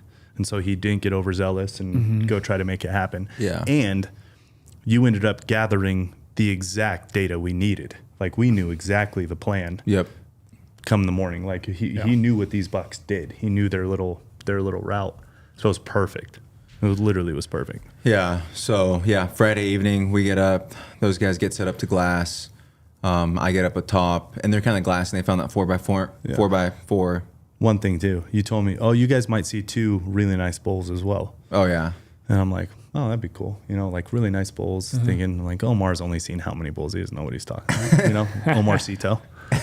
Well, then that night, one bull feeds out, and it's a nice bull. It's a 340 bull, And I'm like, yeah, you saw that nice bull we were talking about. He goes, no, that's not him. I'm like, yeah, whatever. It's got to be the same bull.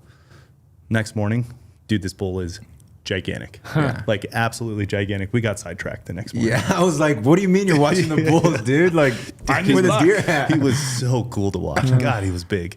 I remember, I think you're like, hold on, because I was calling you through Bones' phone, and then you're like, hold on, let me get phone scope with this. We got to go. I'm like, motherfucker, like, what are they doing? No, you go, what did I do? Bring the C team? Is that the bull you showed me video of? When you Yeah. got back? Yeah. That's a good bull. Omar, straight. I go, hey, let me call you back. I'm going to get a digiscope of this. He goes, bro, did you bring the C team up here? What are you talking about? Looking at bulls, you're supposed to be looking at bucks. Yeah, wasting time looking at things you can't kill. Yeah. Dude, No, he but it was cool. He was awesome, though. Yeah, so I hike up there and they see the 4x4 and then we have a kind of conversation of like, no, like let's make at least like an attempt at the sticker buck. Yeah. That's what we came here for. That's what, you know, kind Which I of the goal was. Easily could respect. Like, if that's a buck you want, cool. We'll just keep tabs on this other one. Yeah. So camped on the side of a hill pretty much. I should have camped closer, but after hiking all those... You had so much water, though. Yeah, so It much does make water. sense. I was like, as soon as I get to like a camp spot where I'm like pretty close to the top, I'm stopping here.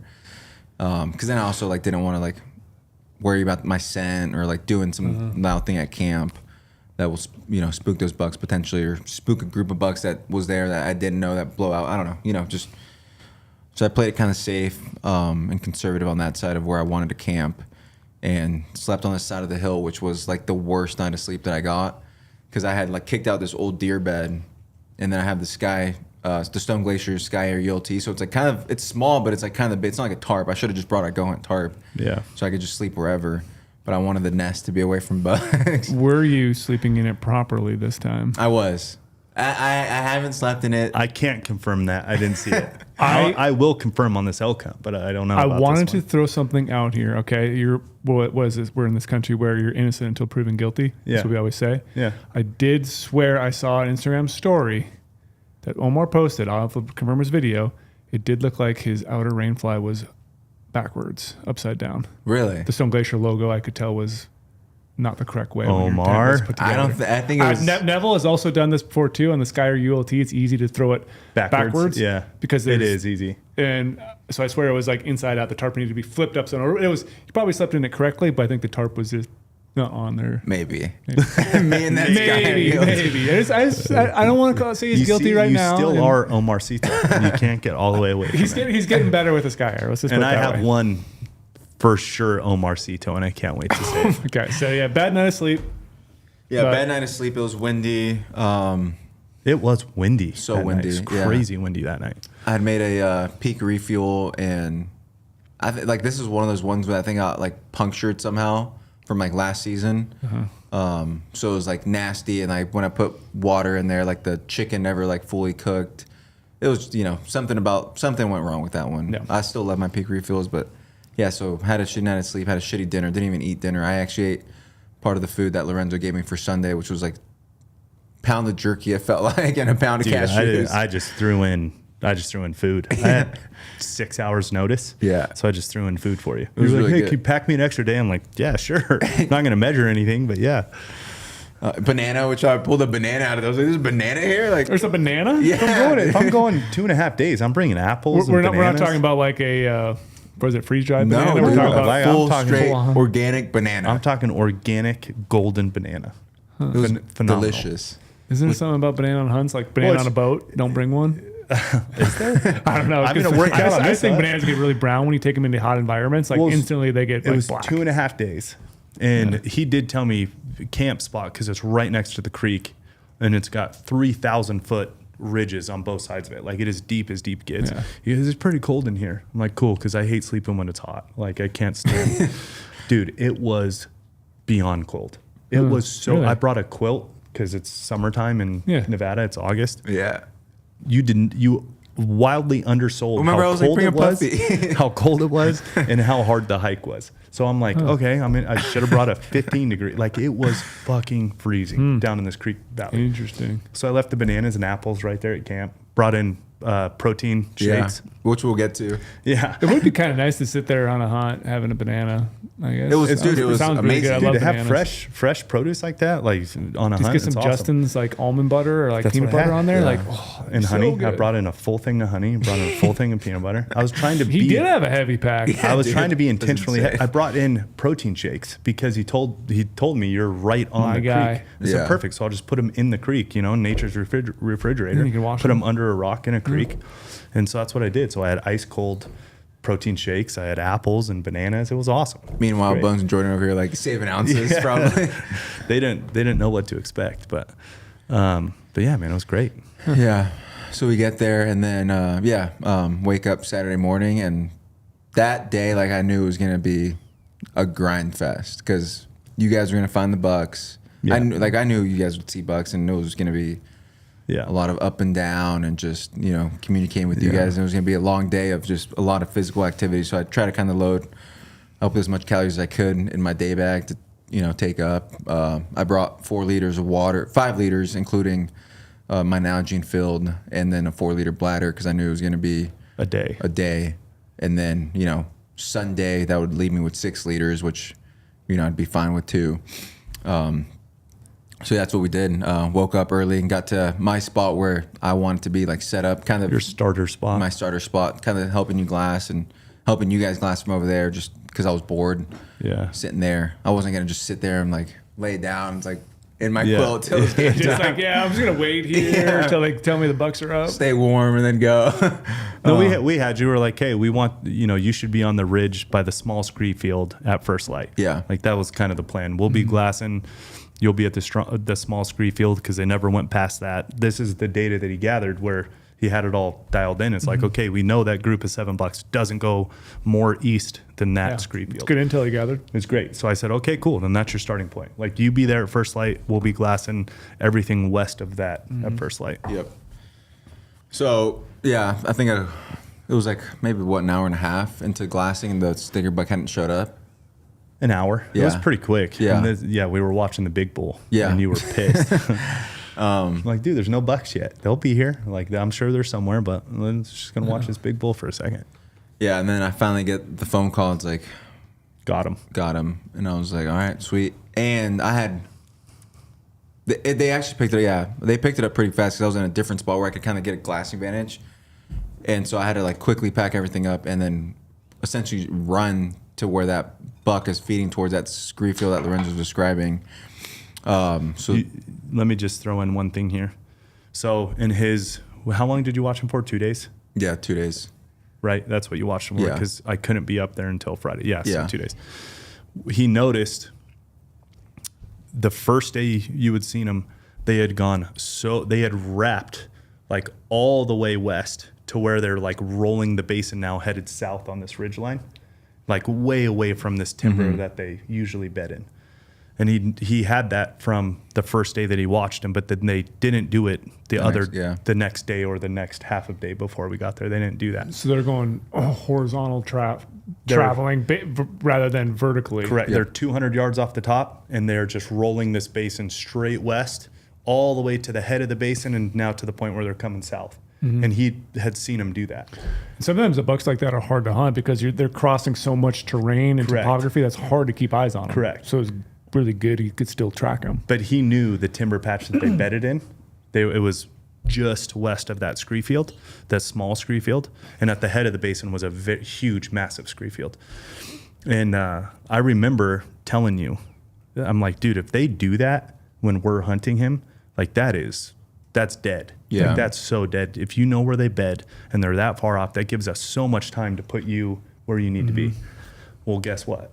Saturday morning, they're coming back from that head of the basin, like the southwest head of the basin, and they got to work the entire basin all the way to where now it runs just straight east-west and then work all the way back to the east into this timber patch. And so we called you and I'm like, dude, you need to run because they're moving pretty quick. Like you need to run to that tree line that they like to go through, that you saw him go through. Because he had pictures and did a really good job of sending pictures so we knew exactly what to look for. I'm like, he is headed exactly the path you watched him do. There we go. And I'm like, And he's leading. and he's the lead buck. Yeah. Huh. And by the way, he's like 100 yards in the lead. Oh, that's like so he's perfect. Like he's moving quick. Yeah. And the other bucks are still kind of dicking around. And we didn't pay attention to any of the other bucks in the group because, I mean, that was a sticker buck. That was the only thing that we cared. So he got to that timber patch. He called us and I said, you need to drop. There's two juniper trees touching each other in the middle of a rounded off aspen patch. I said, I'm looking through my binos. I said, start pointing down. And as soon as he was pointing in the direction, I said, yep, right there, that line. You need to find the 2 junipers that are touching in that aspen patch. So hang up the phone. He dives off, gets right to the 2 juniper patches, or the 2 juniper trees that are touching in the aspen patch. And me, Bones, and Jordan. Which, by the way, real quick, you let me get a little wind check and thermal check. Yeah. Yeah. And you're like, yep, everything's perfect going uphill to my right shoulder. It was coming off your right shoulder. Yeah. I said, I'm looking through, because he can't see the buck. I'm looking at where him and the buck are going to come at a crash course. So it's more important for me to see the wind than him, because he doesn't know what the buck's doing. I'm seeing both of them at the same time. So I said, give me a couple puffs of wind just so I can see, if you need to be more east or west of where you are. Yep. So he gave me a wind check, and I'm like, dude, off your right shoulder, going uphill. I said, those 2 juniper trees, perfect. Hung up the phone, and he drops off. And so now me, Bones, and Jordan are just sitting there, snacking and jacking. It out. Heart just pounding, because this buck and Omar are on a legitimate train wreck for each other. It could have been a 5-yard frontal shot with how it lined up. He knew the path. Happen. I saw that they were on the same vertical, put them in the right tree with where the wind was going. And giving you ranges too. You're like, not on that one. Oh, yeah, that one didn't work because he was off the side. Yep. But I asked you, I said, give me ranges on, that aspen patch. Yep. And the furthest thing was 60. Yeah. I said, perfect. So if he goes above you, he's going to be at 60. And if he hits that below tree line, he's going to be 65. So it's all good. But what he didn't know is they were on a crash course for a 5-yard frontal. He wasn't going up or below Omar. It was just dead. And this is sticker buck, right? Yes. Yeah. In the 100 yards in the lead. The reason why he couldn't see him is obviously this east-west ridge has some rolls in topography, and he's kind of in a dip, and Omar is to the east of the buck, just right over one more ridge. And if he would have broke that ridge, Omar would have had him in sight the whole time and watched him walk from 80 to 5 yards. Mm-hmm. So we're just sitting there waiting, and I don't know what was going through your head. I haven't asked you yet, but I was just like, I had thought back into the conversation that we had a couple of days prior on Wednesday evenings. Like, dude, if he does this routine and we're there, that buck is dead. And so I'm going through that. I'm like, ooh, I'm about to have me a sticker buck. The thing that goes in my mind in those situations when you're so close is you start shaking. Yeah. I always do, start getting nervous. You get ahead of yourself a little bit. Get ahead of myself, start shaking. So I like that though, because it allows me to calm myself down for the shot itself. Because right when you see the deer, you're gonna get excited. But if I try to get myself excited beforehand, I can get through it and push and get it over with kind of. Yeah. I like getting excited, but I try to get out of my system right away. Yeah. So I don't know if you had any of that going through your mind or anything. I actually didn't. Stone cold killer. Dude, everyone knows probably the story of me shaking in New Mexico. And I love that you went to YouTube comment and some guy was yelling at Lorenzo for making fun of him. You were pointing a joke lightheartedly that he was shaking the whole mountain. It was so lighthearted, but in the same breath, I told him, dude, be jacked up. Yeah. You just drew back on a 6-point bull. It's awesome. Yeah. And then the guy takes that side of the comment. I'm like, bro, what? I know. I was being so nice. Yeah. Internet. Gotta love the internet. I was a little bit nervous. I was like, oh crap, this is gonna be probably a good shot at a really nice buck. My first mule deer ever, and he just happens to be a freaking potential slammer of a buck. And I was a little bit nervous, but I was also all right, dude, just calm down. This is weird. We were even talking to Bones and Jordan later about mentally, how does it feel mentally being so close to those bucks? I was like, dude, once you get over that mental barrier and realize that it's just it's just the same repetition that you've been practicing in the off season. It's just a deer with antlers. It's just all the same. Mm-hmm. And you calm yourself down. You just kind of get into this instinct where it's just it's kill mode. It's just kill mode. This is what I came here to do. Yeah. And it's the exact definition of bow hunting, because Bones and Jordan, they've been hunting for a long time. They're great hunters. They really are. I was impressed with their glassing skills and everything. But they kept saying oh, dude, I can't wait to see this buck die. And I'm like, hold on. You this can't is get bow ahead of hunting. yourself. This is bow hunting. It's all perfect right now, but we need it to stay perfect for another 5 minutes. Yeah. It feels like getting in that at 100 yards is like the first step of many steps. Yes, Yeah. and you were 100 yards. Yeah. He was the lead buck. You were over that rise. If he would have just been on the top of that rise, you would have seen his antler tips at 100 yards, and you would have watched him walk right to you. So we're looking, and it's like, dude, perfect. He's not going above or below Omar. Nothing. Like this is phenomenal. And in my mind, I'm telling Bones and Jordan, like, okay, we still have some uphill battle. Like, he still needs to get in range. And I'm looking through the spotter glassing, and I see the buck. He's feeding calm, just kind of has that head bob as he's walking, lead buck. And then I see him go sentry, nose up in the air, and I'm like, oh no. And then I get a text on the phone. I just got a really bad puff of wind. I'm like, oh, hopefully it's not too bad. Like, he's got his nose up. He's stiff sentry, but he wasn't. It wasn't like real jittery or anything. So I'm like, man, maybe it was just a little puff of wind, and now he's going to go above him instead of just right at him. Well, he ends up looking back at the other bucks and sees how far ahead he is, and he didn't like that. So he ran back and got with the other bucks. And they were still vertically in a good spot. Mm-hmm. And I texted Omar, I said, just hold tight. He winded, got some wind. I'm texting him, just hold tight. Well, then they've, And then I had told you, like, dude, this one is like consistently bad. It's now uphill to my left shoulder. Yeah. Like, it's gonna stay like this. And it's like consistently giving me a couple puffs every so often, off my left shoulder, not my right. And I'm like, oh, that's not good. And those bucks fed up and went over. And I'm like, well, I don't know. He didn't bump hard. Like, he could just be circled the back of the ridge. Because like I said, they're only 100 yards off the top. I said he could have just circled and still went into the same bedding spot that he usually does. So we'll glass that. We're still in the game. Don't worry about it.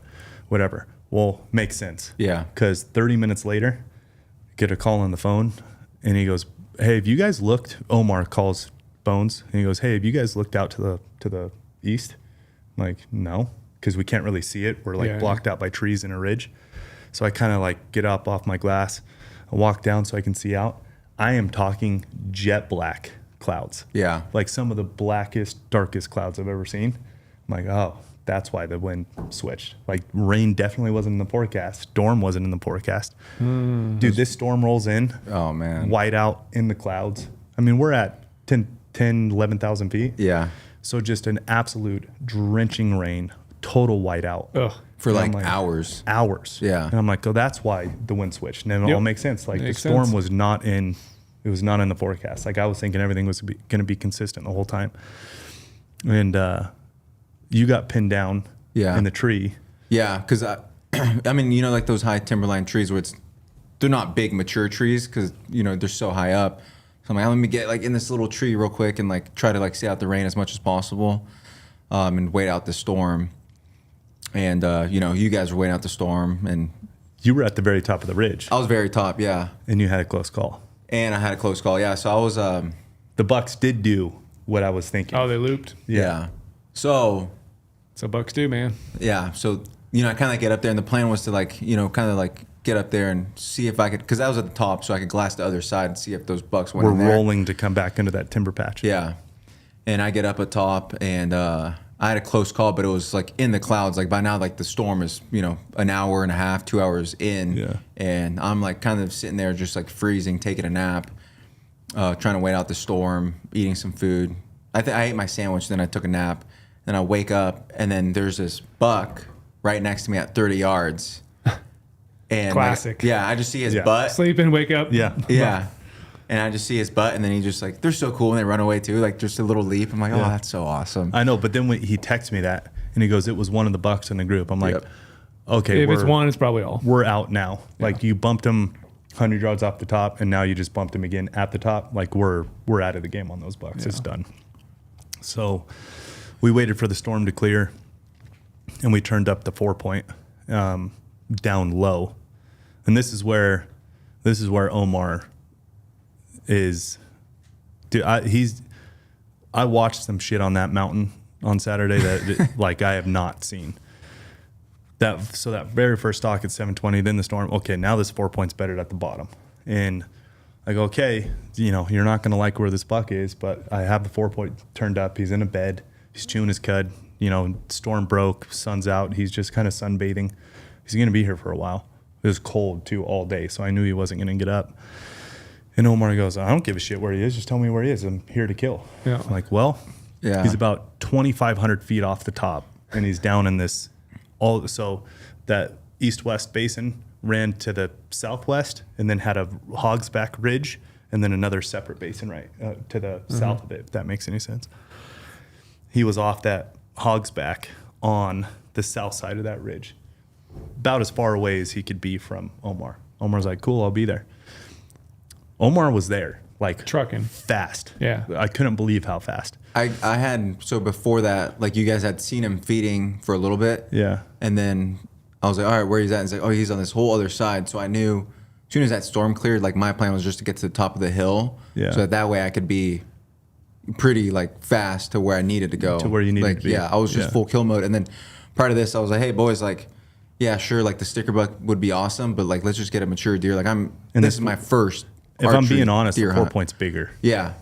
Yeah, and then He's a bigger that's what I thought too when he's I saw a bigger deer framed deer. Yeah. He doesn't have the cheater or the inline, which is cool. It's all awesome. It's character on a buck. But this buck's frame was bigger. Mm-hmm.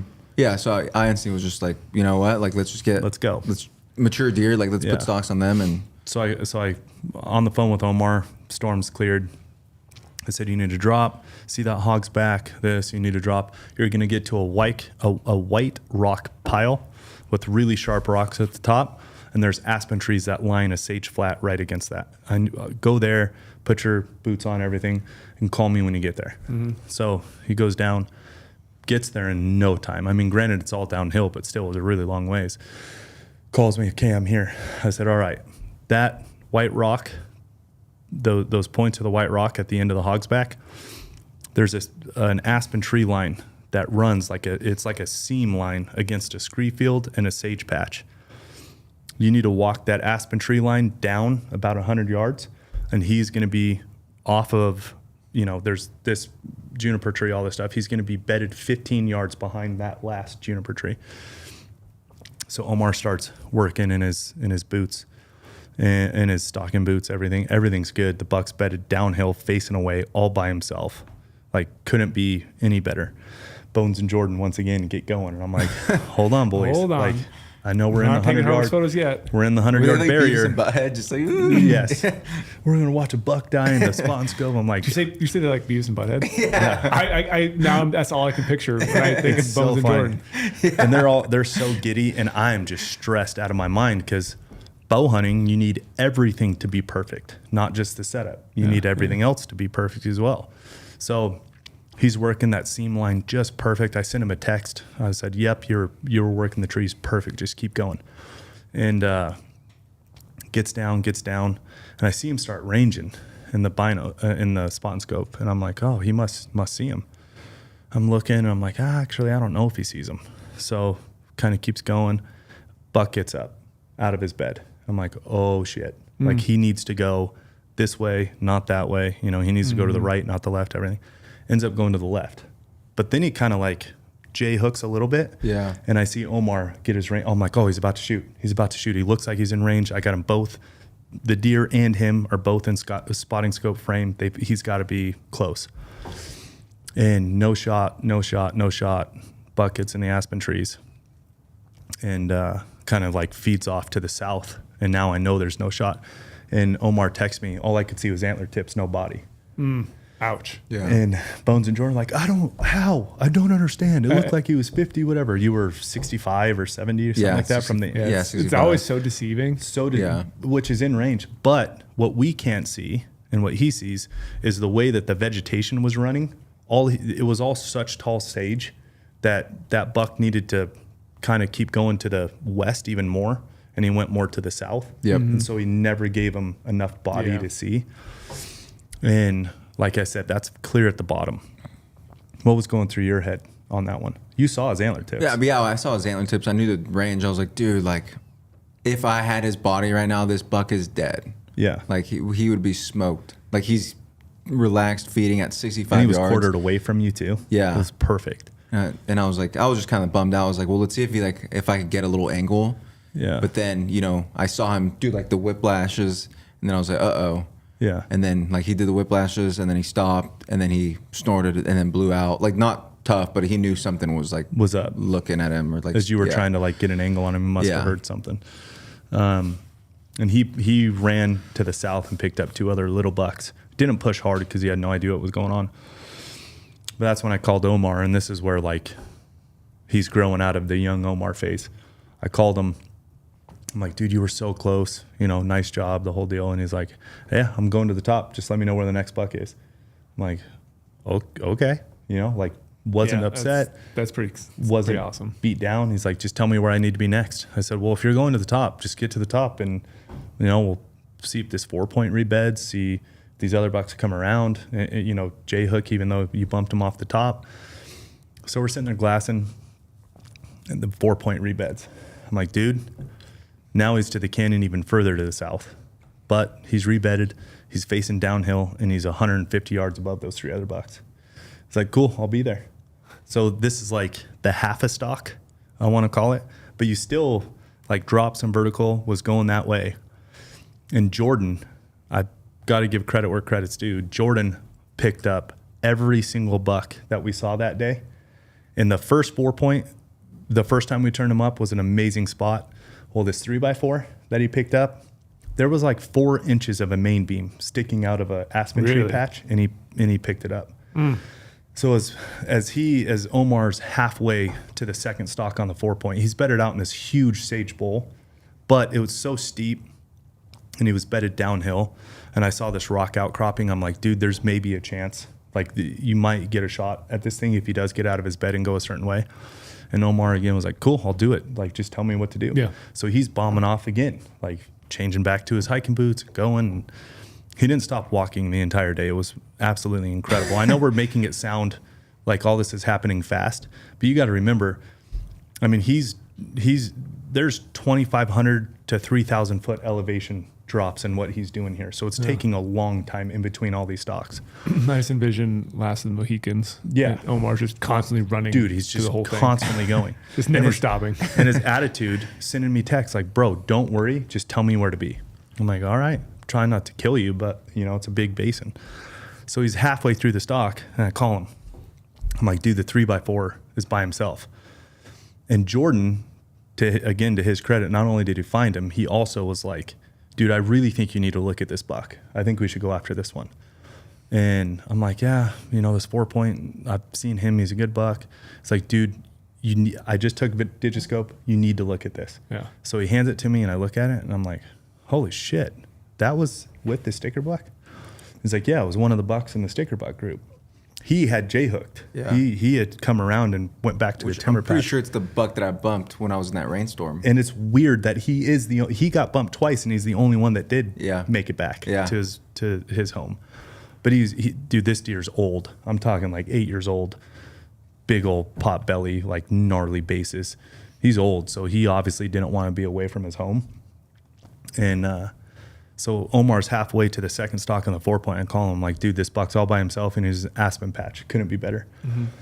Because I'm looking at it, and I'm looking at, he's, Bones. Some people out there might know this already, but Bones and Jordan, I was showing them, like, dude, anytime you're in a straight line to these animals, you can range and work and do math to see if you can get Omar in range or the hunter in range. Yeah. So I'm doing math, and I'm like, okay, if I drop Omar from that, there's a 3-trunk cedar tree at the top. They're all bare white trunks. You can't miss that. It's the only one like it. So I know he'll find that landmark.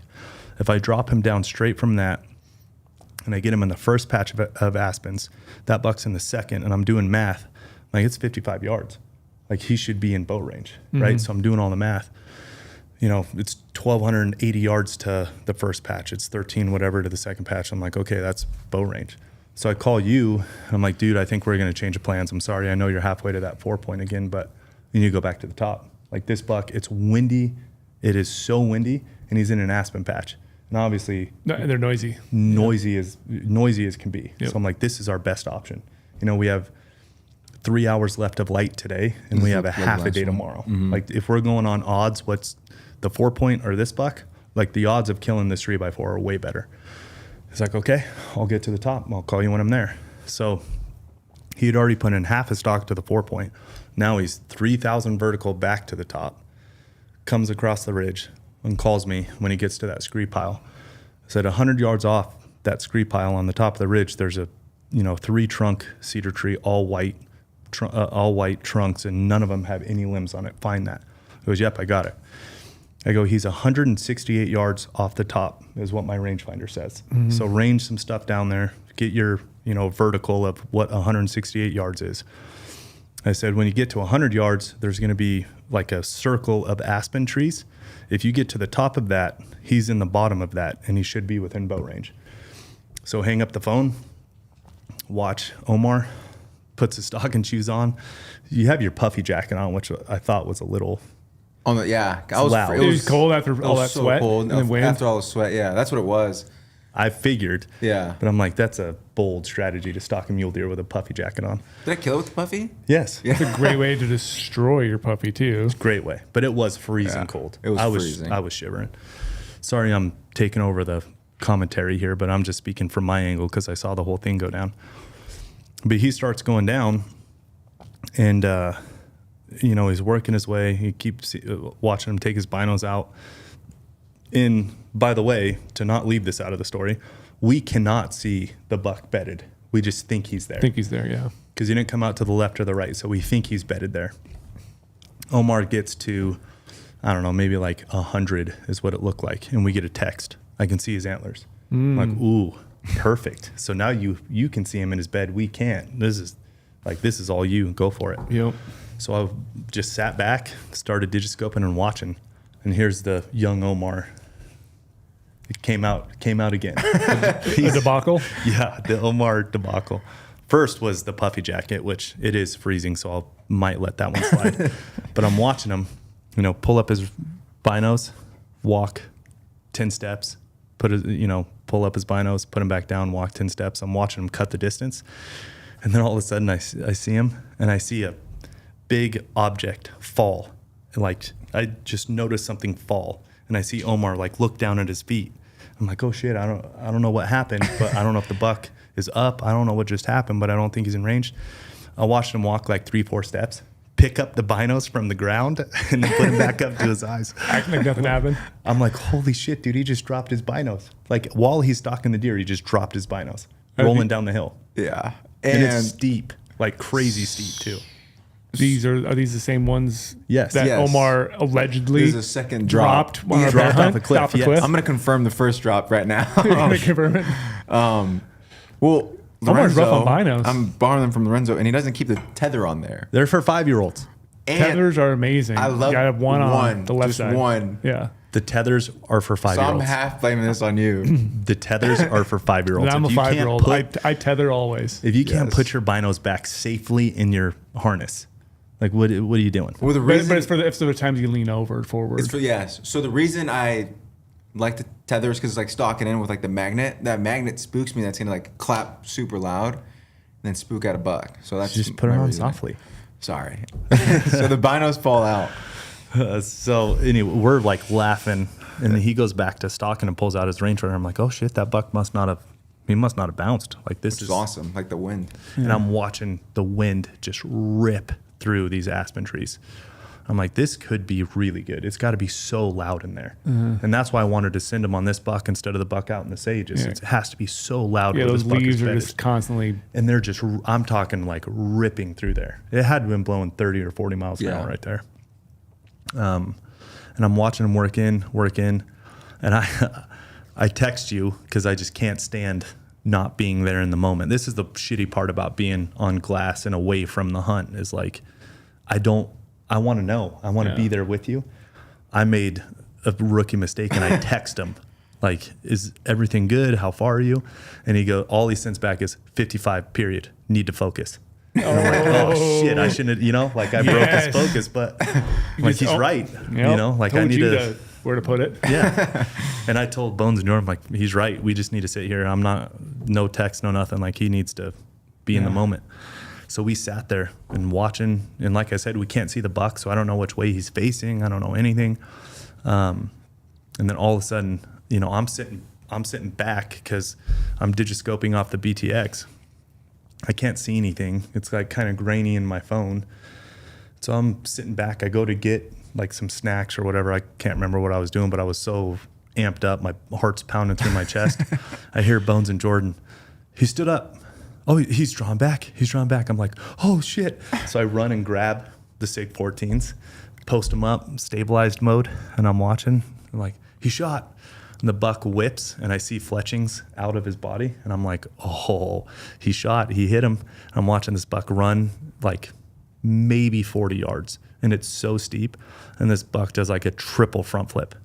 Like, and me, Bones, and Jordan are going nuts on the hillside. I want to get to you. I guarantee you, Bones is They loud. They were going nuts on the hillside. Yeah, they have a lot of energy. And then I get a call from Omar.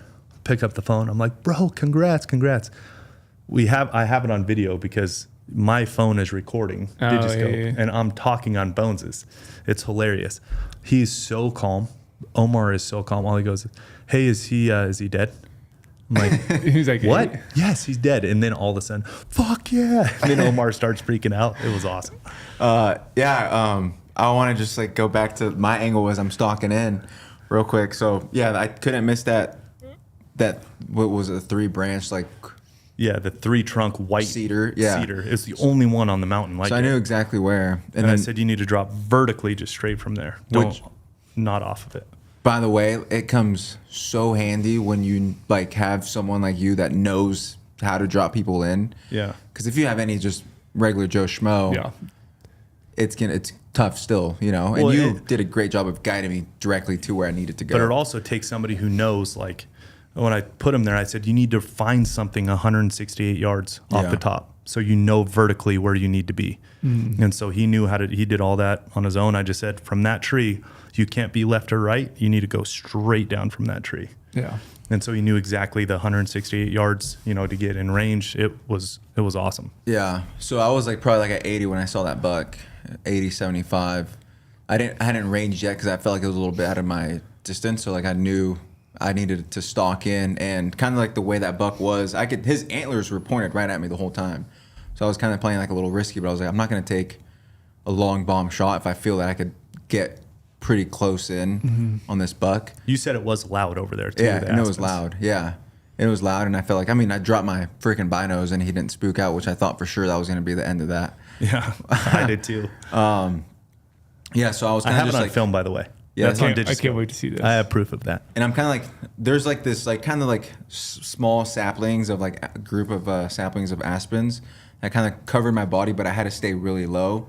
So I like ninja crawled like in there and like kind of like worked my way, like would like peek through my binos every couple yards, make sure that buck's like still calm. And then finally to where I got, we're like, all right, this is going to be, if I get a shot, this is going to be where it's coming from. I get there and I'm just like, calm down, everything. I'm a little excited, so like I'm arranging everything, and like I can't see the body obviously, so I'm like trying to get his antlers, and perfectly this buck is bedded in front of a tree, like a yard. So I, ranged the tree, looked at my binos, right, yeah, it's a tree that I'm ranging, 56. I'm like, all right, so it's gonna be a 55-yard shot.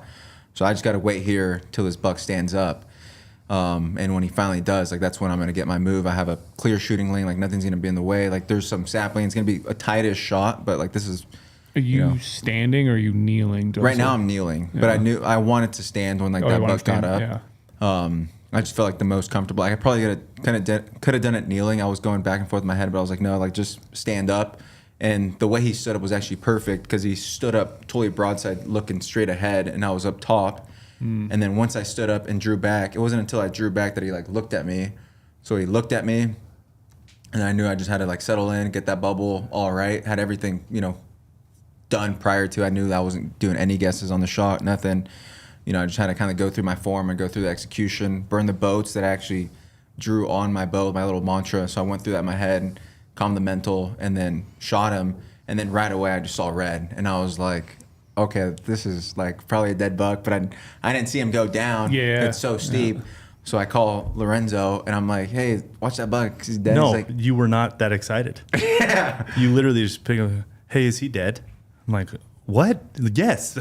And then I got excited. Then you got really excited. And then I've never like wanted to cry. I didn't cry, but like that's the closest, because it was the hardest hunt I've ever done by a long shot. I was telling Lorenzo, like, dude, never been sheep hunting, but this is exactly what I think a bow hunt chasing sheep would feel like. You're just going up and down and up and down.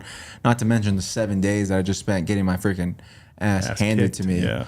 You know, with low water in the back, like it was just a mental grind.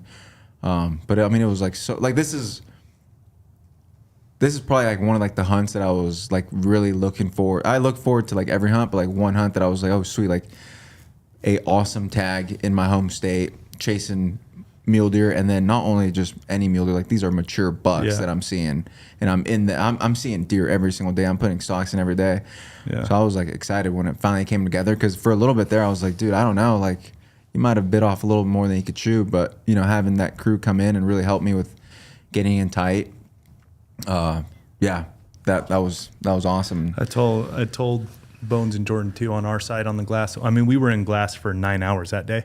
Like literally 9 hours we were in glass, because when we did bed a buck, we stayed on them, making sure they didn't move. When we didn't see bucks, we were watching Omar to see where he was. Like it was constant.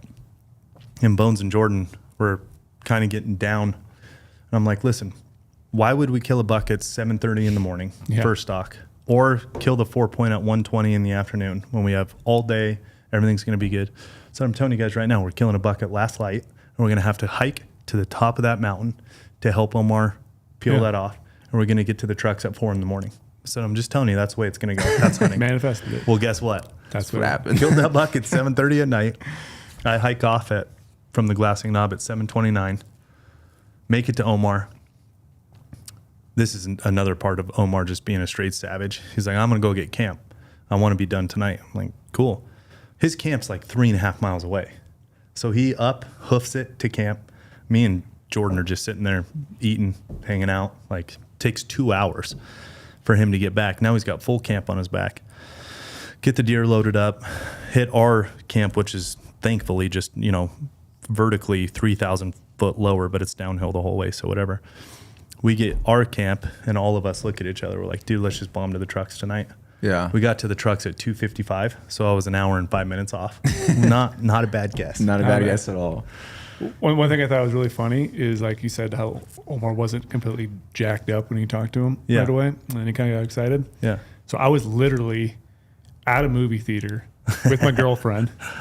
Like, I would get there early when I go to movies. It's only like the second movie I've ever been to in like the last 5 years. You like the pre-rolls. I like all the pre-stuff. I hate those. I love it all. So I make sure we get there really early. All of a sudden, I just had put my phone on Do Not Disturb, but like Omar, since he's a homie, he's on my favorite list, so it actually comes through. Yeah. And then like I'm like, oh, I got a call from Omar, and my girlfriend's like, oh, like answer it, like just walk out, because all the previews are going on, not the movie yet. Yeah. So I literally walk out. My favorite section is seeing all the new movies that are coming out. Like they're showing the Aliens. Literally, they're showing the Aliens preview, and obviously the Aliens is in the theaters, and I love Aliens, so I wanted to watch it. But I'm like, Omar's calling me. I gotta go out there. So I go outside. Omar's like, shot a buck. I'm like, yeah. I was all jacked up. He's like, he wasn't quite jacked fully up excited yet. And like he's walking me through it, telling me about it. And I'm like, dude, that's freaking awesome. Like the coolest thing ever. And he like acted so calm throughout the whole thing. But that was just like really funny, like just how dead calm he was. For a bit. I was trying to jack him up, like, dude, that's fucking awesome. Like you shot a deer, like, you know, you worked hard at this, like you got it done, stalked it, shot it. Yeah. Velvet buck, first buck in this state, first mule deer ever. But then the coolest thing is, though, it's just I wanted to get back to this. He did tell me, I was like, so mule deer better than elk? He's like, well, mule deer are really, really, really cool. And this was the hardest thing. So I'm like, they're better than elk then. He's like, this was freaking awesome hunt. So he was kind of hinting at it, that they were better in a way. I knew that was going to be it, because so when I got to him on the buck, like after that slog of a vertical hike, like unreal. And in the dark. And he had already done it, 4 times now, by the way. This is just my first time doing it. It was a slog of a hike. I get there and I'm like, dude, congrats. Very first thing he says to me, bro, you and I should go on a mule deer hunt next, not an elk hunt. Yeah. I look at him, I'm like, what? Like, no, dude, I like being able to call them in. I don't want to stalk them in their beds.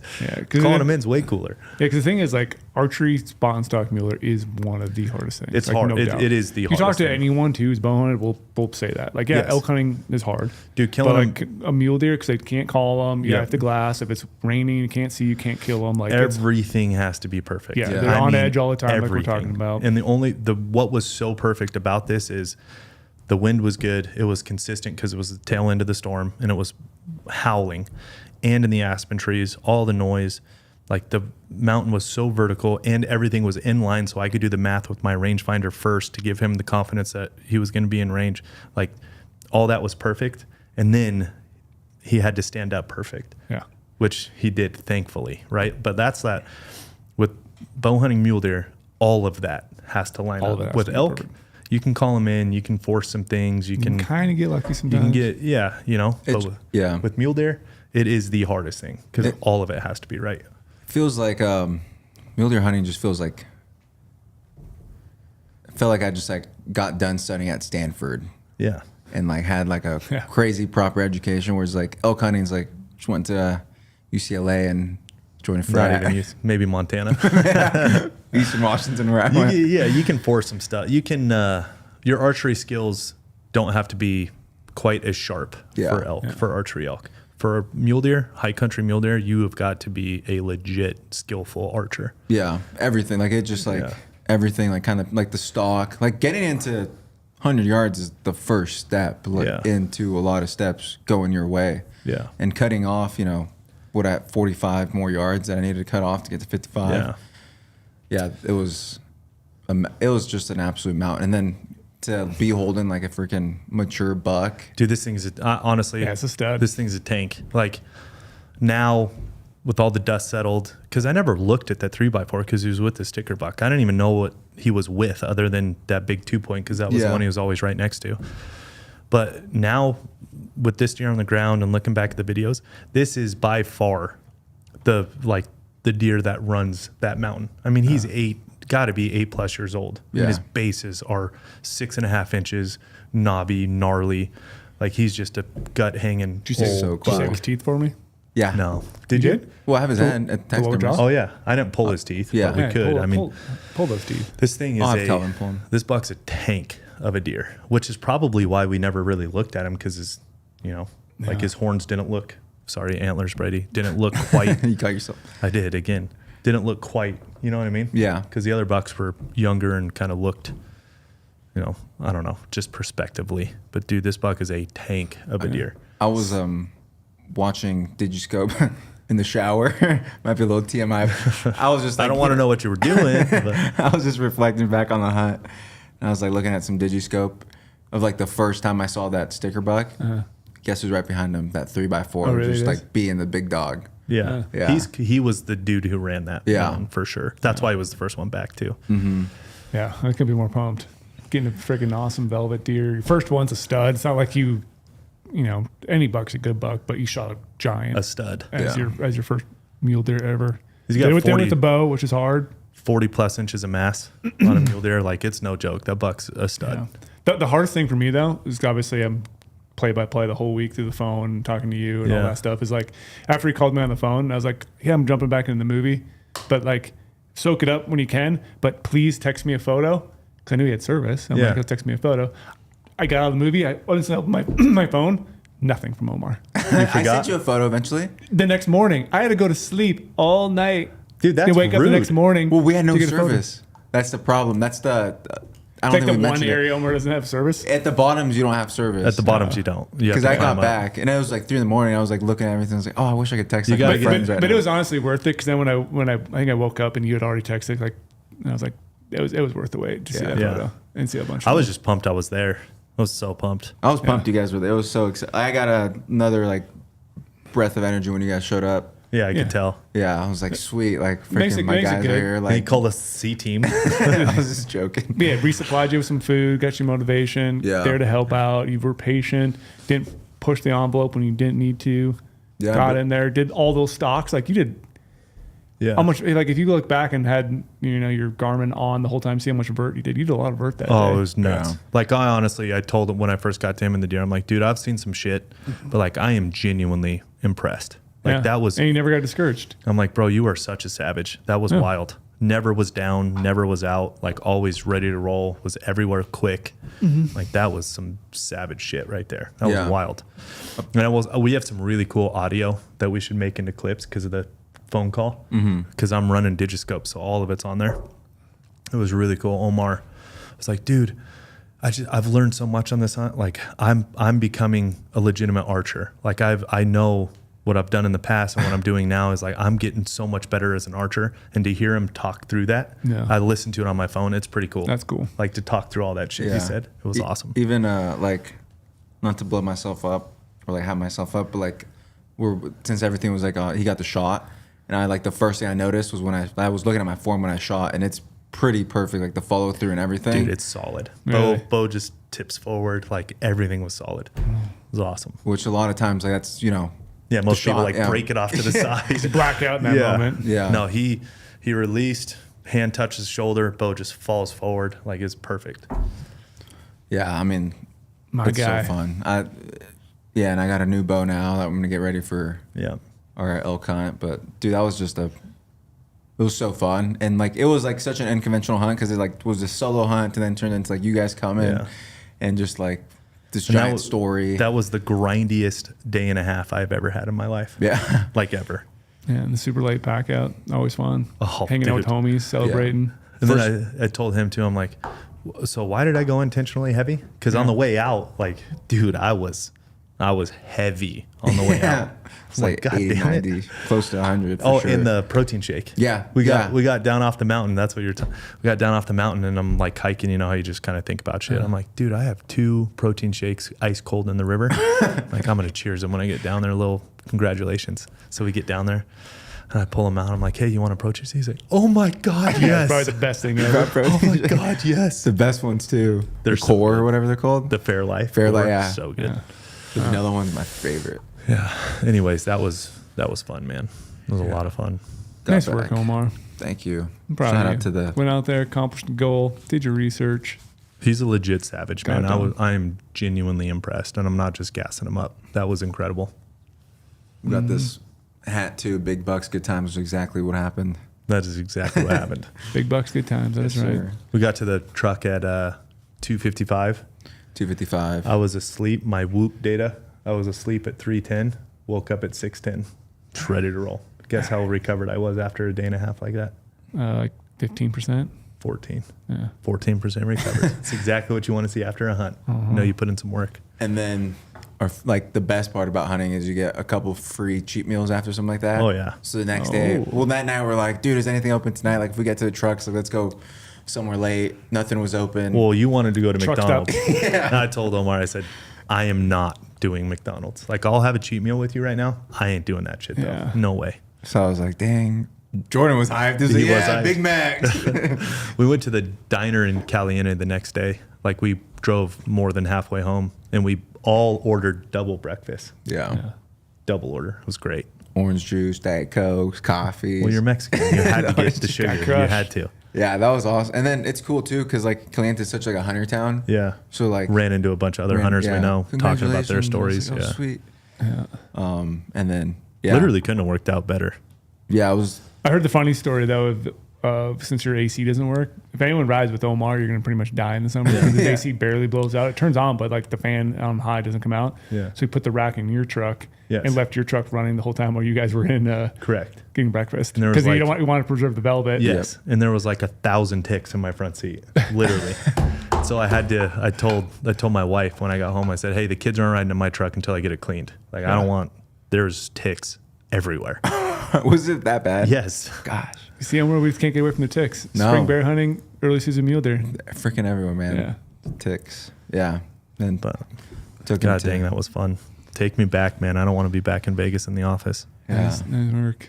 Mule deer. They're fun, especially in like a state like Nevada where you could hunt them August 10th Yeah. through So September early. 9th. Oh, now But hey, talking now you're states. Well, I'd say it's home state. we're hunting this weekend again though. Yeah, we are. We'll be back for another hunt recap next week. Oh, Got an archery antelope hunt this week. oh, heck yes. We still got to That's do. gonna be fun. Yeah, you guys are going. Yeah, antelope hunting, which is always a blast. It's good Yeah. times. And then Porter and I were out hunting on his PIW tags. We got a lot of recap going on there. Yeah, And you guys found some good bucks. we got to try to continue that story the whole time, like because he's obviously has a tag that he can hunt a lot of different, weapon. Yeah. Yeah. So it's only the start of his hunt. But yeah, we were grinding for five days, I think. 6 days. I want to hear you guys do potentially a podcast on that or like a series on. Series, Yeah, yeah. we that's need to do a going. series on that one. Yep. So we have a lot of good things. I'm going scouting this weekend, so I'm finally getting out there for my own tags. So Let's go, Brady. I'm excited. Going to Mexico. Going to Mexico. Nice. Yep. Spain. Spain. That's where I do all my hunting lately. Yeah. High country of Mexico. There you go. So yeah, we got a lot of cool things coming up. Well, that was a long one, but it was fun. Yeah, so that was good to do a hunt recap. So How long was that? 218 right now. 218. 218. Congrats again, Omar. Thank you. We'll do it again next week. Yeah. See you next time. All right, best of luck this weekend.